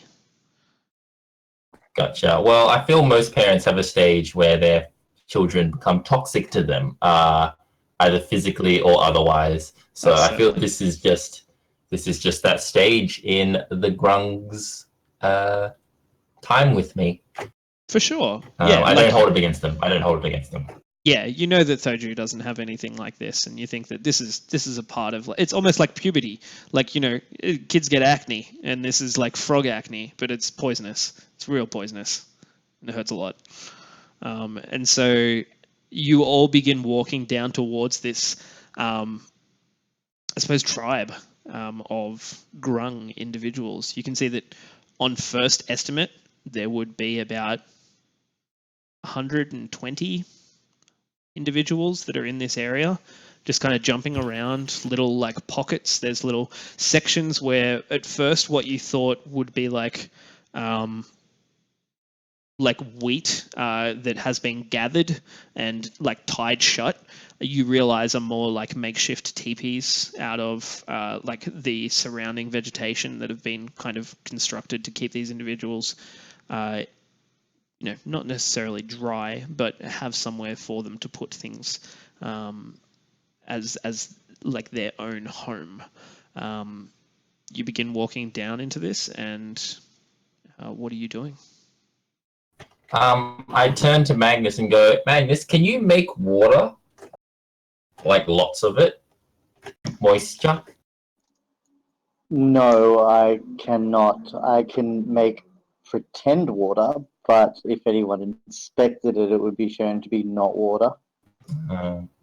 It's just that I thought maybe we could have an army of my children just with us if they stay moist, and then we have an army of children. That's a thing, right? That's a thing people do. Children armies, right? I believe I read about them in a book once. They were called the Spartans. But well, you figure out the water thing. I'll figure out the army thing, and then I wander back to the front of the line. Yeah, cool. You can see at the moment, Thorax, that as you're walking along with Thoju, there's about 15 grung that are creating like a bit of a wake behind you, and all of them occasionally will go through periods that they all begin chanting together, and kind of like towards Thoju, and that is currently, the situation. So, Magnus, what were you about to say? no, I don't. I'm still like standing with the shaman guy, and I'm just observing everything. I'm not really sure how to respond to this situation, so I'm just going to observe some more. Cool. We have access to a shaman now. There is a shaman. Yeah, he seems Can to be. Can he make water? Do you want to try and ask him? He's a frog person. Yeah, he's a red frog person. Wait, is he I'll red? leave it be for now. Sure. So as you begin coming down into this area, you can see that there's this like section of forest that has been artificially like cleared.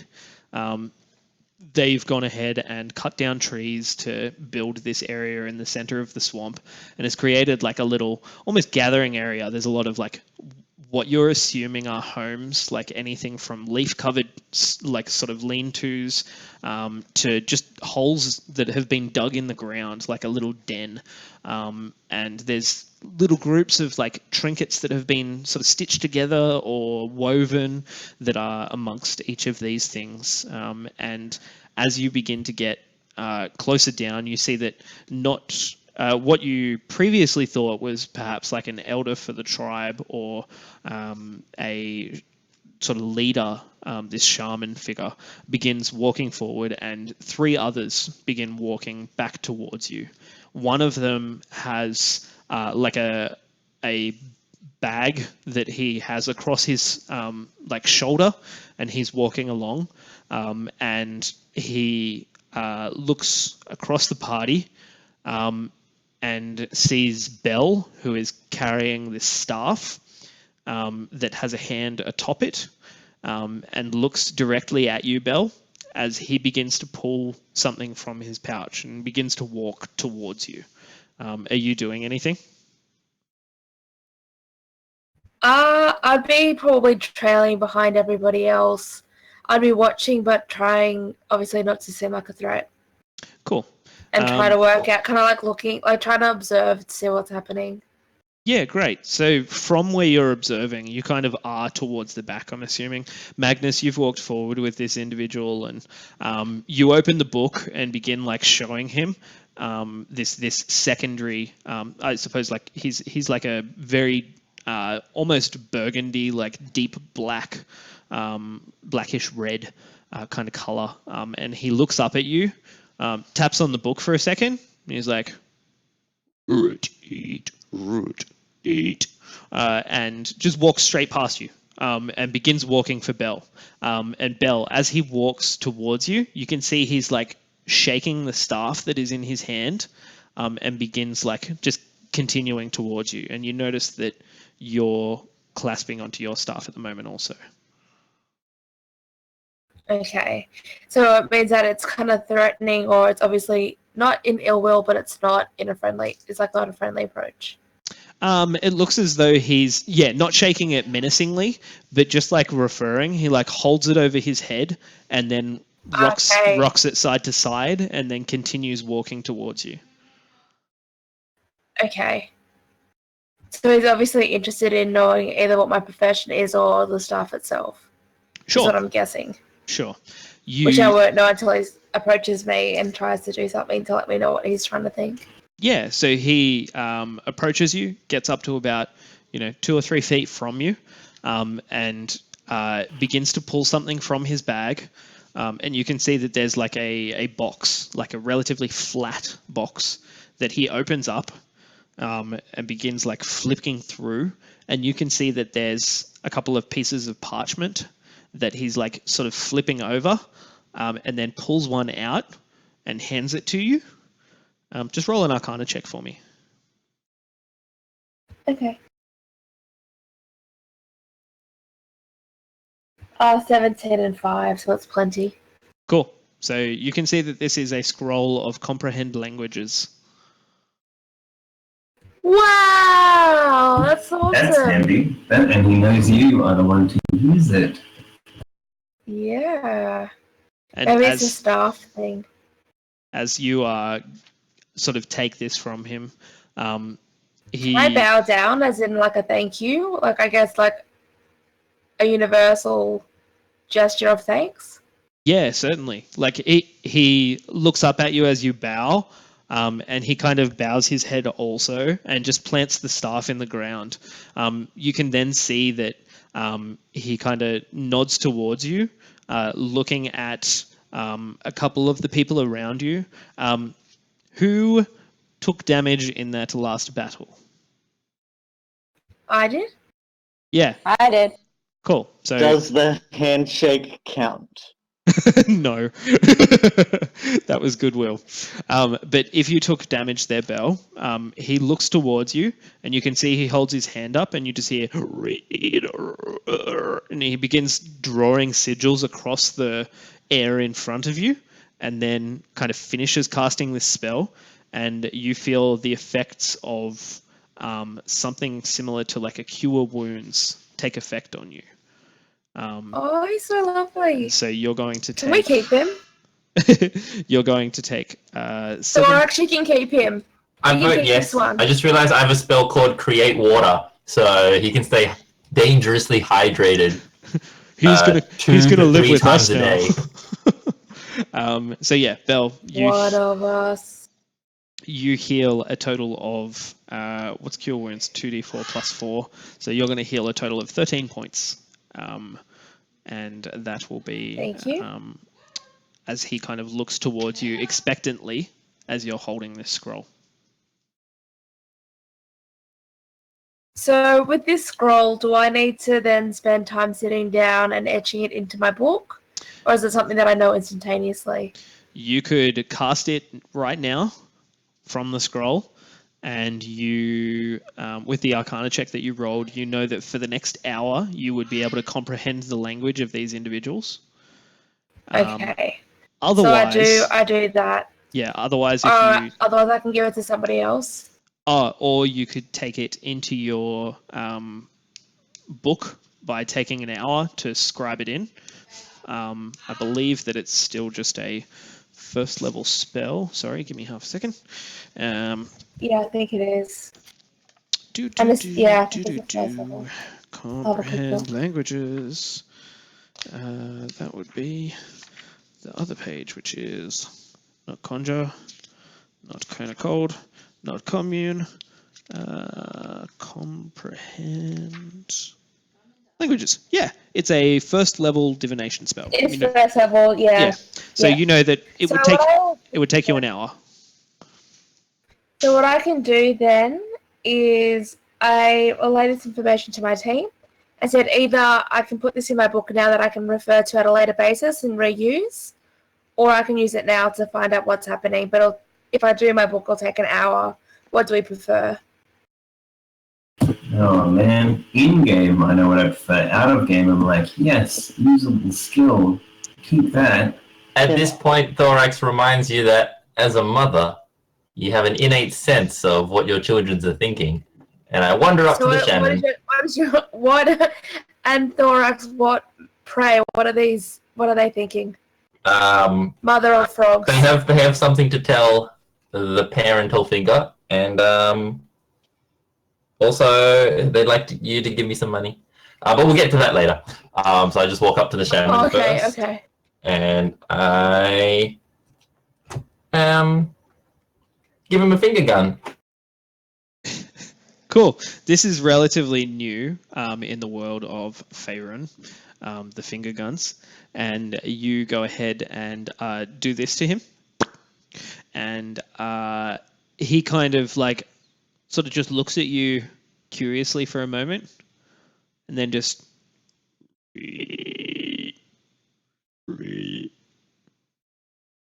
and looks back towards you, Belle.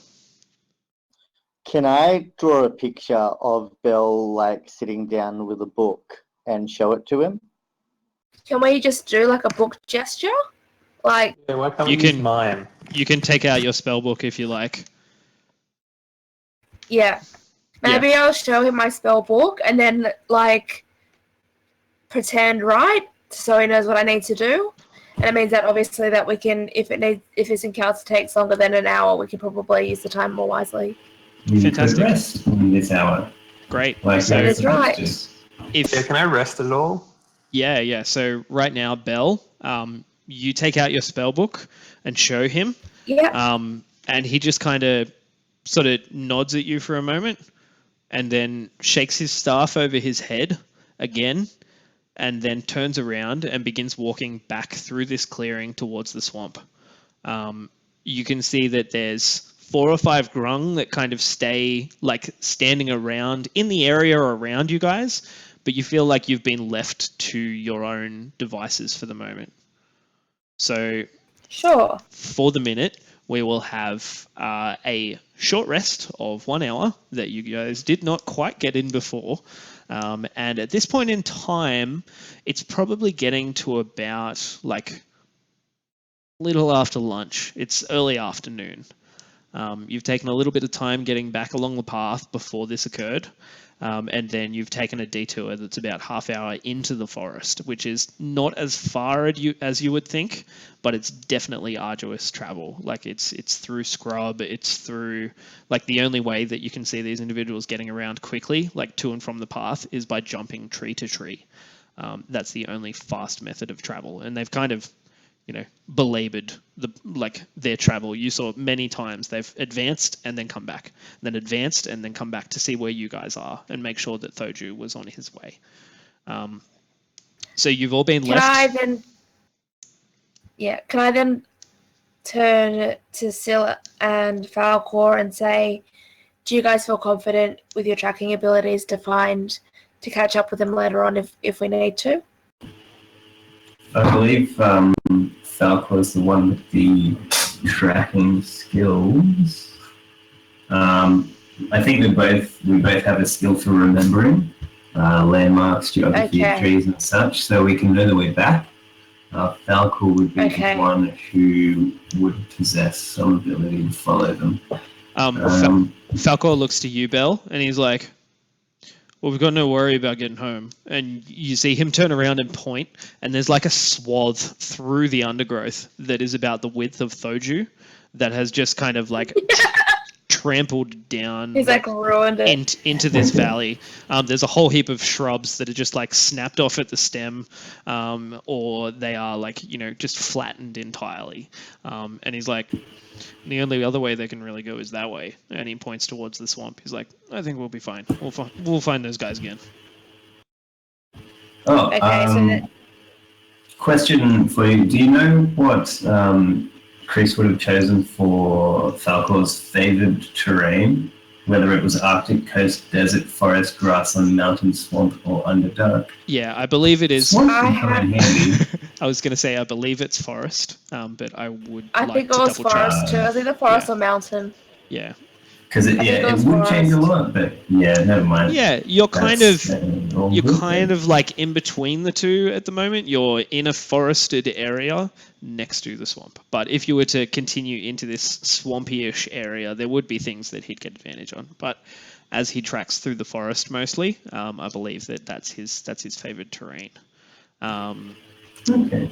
Yeah. So for the hour, you see that there's many different things that go on around this location. Belle, you are head down in this book, just copying out this spell scroll into your own text in your handbook in languages that you understand to some extent, and then there's variants on sigils that you haven't seen in the past that kind of like the shape of an arcane symbol will tell you how it sounds.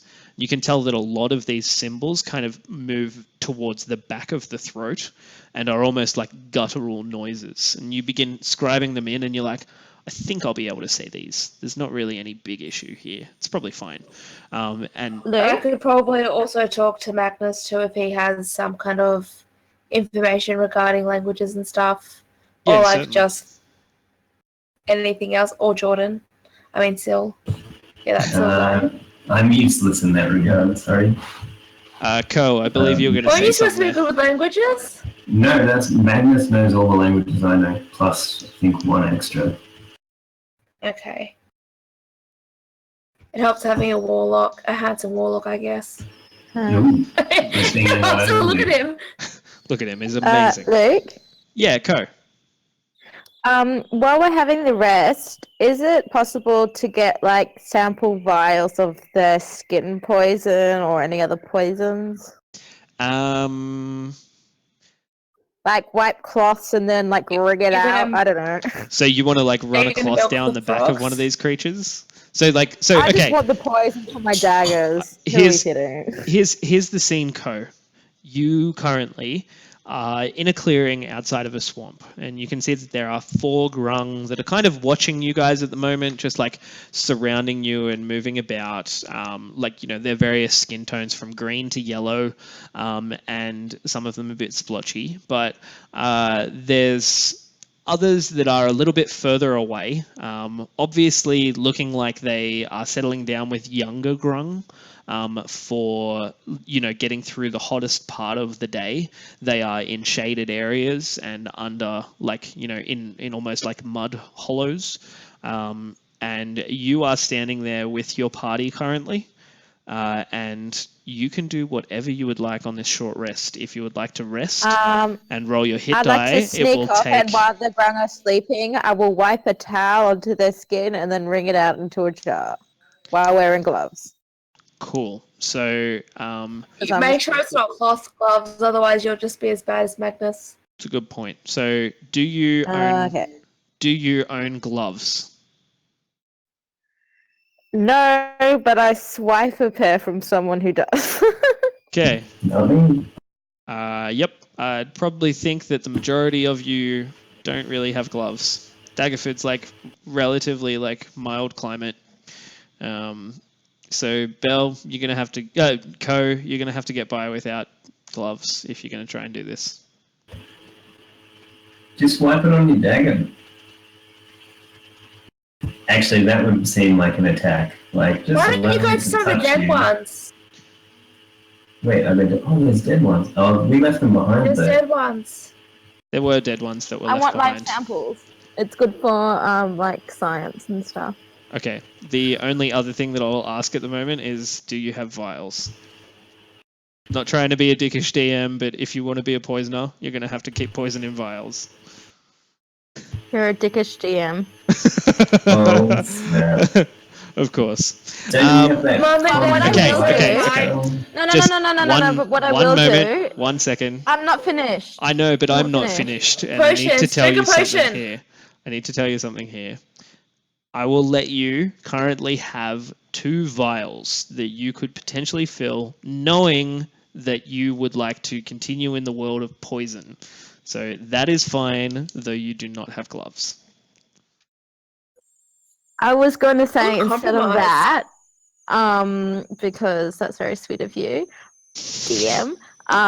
Please give me inspiration for that. But if what I could do is just like wipe a bit on a cloth and then wipe it on one of my other daggers, so at least I have a poisoned dagger. Yeah, so you know that poisons usually work most effectively when they are liquid. So if you wanted to use this poison dagger, it'd probably take, in the next hour, it would work. Once it goes past that, it's going to be dry. Crap. Yeah, so this is why vials are important for poisoners. So about these 2 vials you mentioned, Correct. because you're an amazing DM and Yeah. you're so amazing and Yeah, that's Wait, do you Yes, have any? amazing. Did you have any potions that have laying been it on a drunk? bit thick. No, because the one I did have, I shattered by accident when I dropped it down to Magnus. That's a good point. Yeah. So Wow. you could go ahead and try to get some of the slime off of these creatures onto a rag and then either wring it, risking, poisoning yourself, into a vial, or you could try and scrape a vial across the back of one of these individuals. It's up to you. Scrape the vial. Okay, cool. So roll a stealth check for me as you sneak up on one of the guards.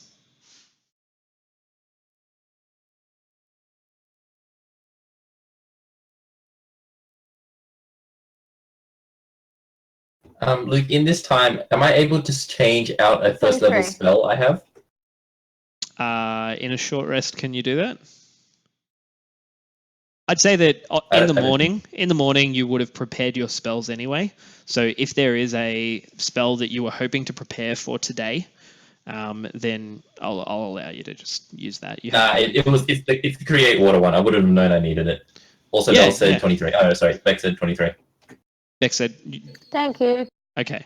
So 2 things. First, thorax, that's fine. You can have create water because you were traveling with Thurdu for the day. Second, you have inspiration for attempting to be mother to this tribe of Grung. And if you already have inspiration, that's too bad. But Ko, you do manage very sneakily to creep up on this individual. Quite difficult, but as you get extremely close, you kind of pop the cork out of this vial and begin like reaching towards the creature. Roll a sleight of hand check for me to go ahead and skim some of the poison off of its back. Come on. 18. 18. So going for one of the guards, as you roll this check. I thought I was going for a child. They seem to have stronger poison. Wait, what? I thought I was going for a child and not a guard. Just saying. Okay, well I said guard as you begun sneaking up. But anyway. Oh, sorry, my bad. That's okay. So you manage to like begin scraping this vial across the back of the creature. You get what looks like a very clear liquid that is a bit goopy, that you're very careful to not touch the glass to this creature's skin. And as you get to a point where the vial is about half full, you see that it stops kind of like standing where it was and steps away from you, leaving this like, extremely long string of like sticky material between you and the creature. And you've got close to like 2/3 of a vial full of the liquid. So you know that you could probably, smear this across a dagger at some point in time, and it would cause 2d4 poison damage based on a constitution. Wow. So if you would like to use it, you need to know that the opponent that you are stabbing will need to make a constitution saving throw, and the DC is 12. So write that down And somewhere, is that for because being, I am not going to remember it. Yeah, but is that for being like paralyzed? No, for being poisoned. So just like when these creatures Okay. were attacking you, there is the slashing. Yeah, but they're paralyzed. What? Didn't they paralyze? Oh, that was something else. Yeah, Oh, that was a different ability. But the poison. Too many abilities. Yep, you're telling me. So you can put this poison onto a dagger, and when you hit with the dagger, the creature will take piercing damage from the dagger, a d4 plus whatever, and then also make a constitution saving throw, and if they fail, then they will take 2d4 poison damage. So you've got all that information written down? Yes, because it's the same as another one of my poisons. Haha. Fantastic. You got all the poisons. All of the poisons. Okie doke. So, as you get towards the end of this long rest, Belle, you have been creating this ornate imagery across the one of the pages of your books, and it gets to a point where you think that you've got everything copied across. You double check. There's a single like cross that you need to put on one of the sigils, and it kind of, as you finish creating it, there's a bit of a like a arcane like burst across the page, and it appears that you've been able to inscribe this spell into your spell book. So you can add the spell Comprehend Languages to your spell list, and it is something that you can actually cast this as a ritual. So you can take 10 minutes to cast the spell and not use a spell slot. That is so great. This was the right decision, I think, for everybody. All right, so I finished writing it all across. I am happy with like how I've inscribed it. Yep. And I go to everyone. Is everyone well rested and happy to meet up with the rest of the group? Well, Yes. Except I'm not well rested. How do I need a long rest, don't I? You can spend You hit can dice. use hit die. We can totally What? leave you here. Yeah, so in a short does rest, that do? you can use your hit dice. So you go ahead and roll a hit die, add your Constitution modifier, and that's how many hit points you increase. So you can keep doing that with however many hit But die what you about have. getting rid of a level of Exhaustion, you Yeah. have to rest. Yeah, if you'd like long to... rest? Yeah, long rest. If you want to get rid of a level of exhaustion, you need a full long rest. So it's the rest of the day.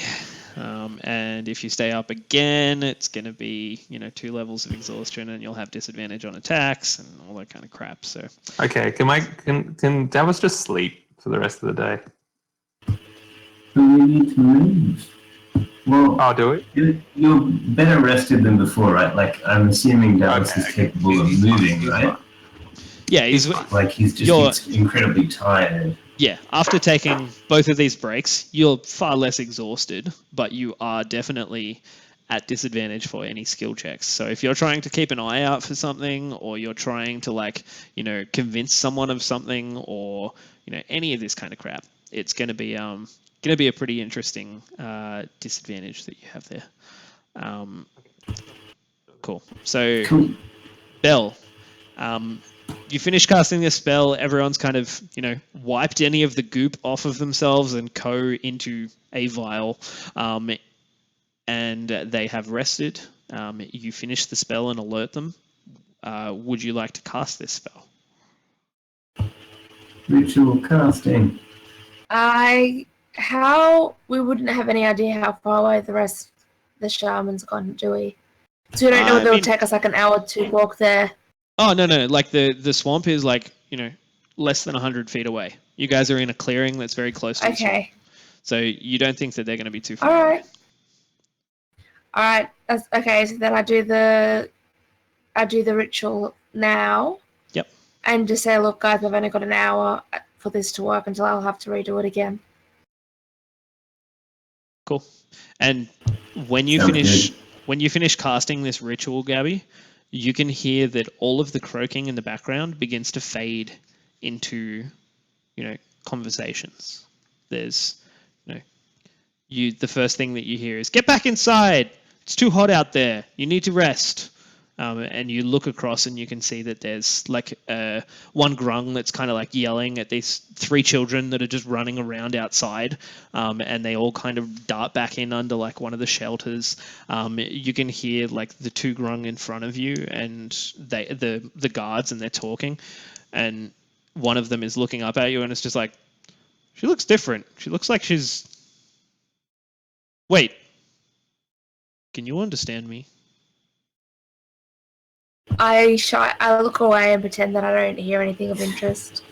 God, these humans, man, I hate them. They're just so slow.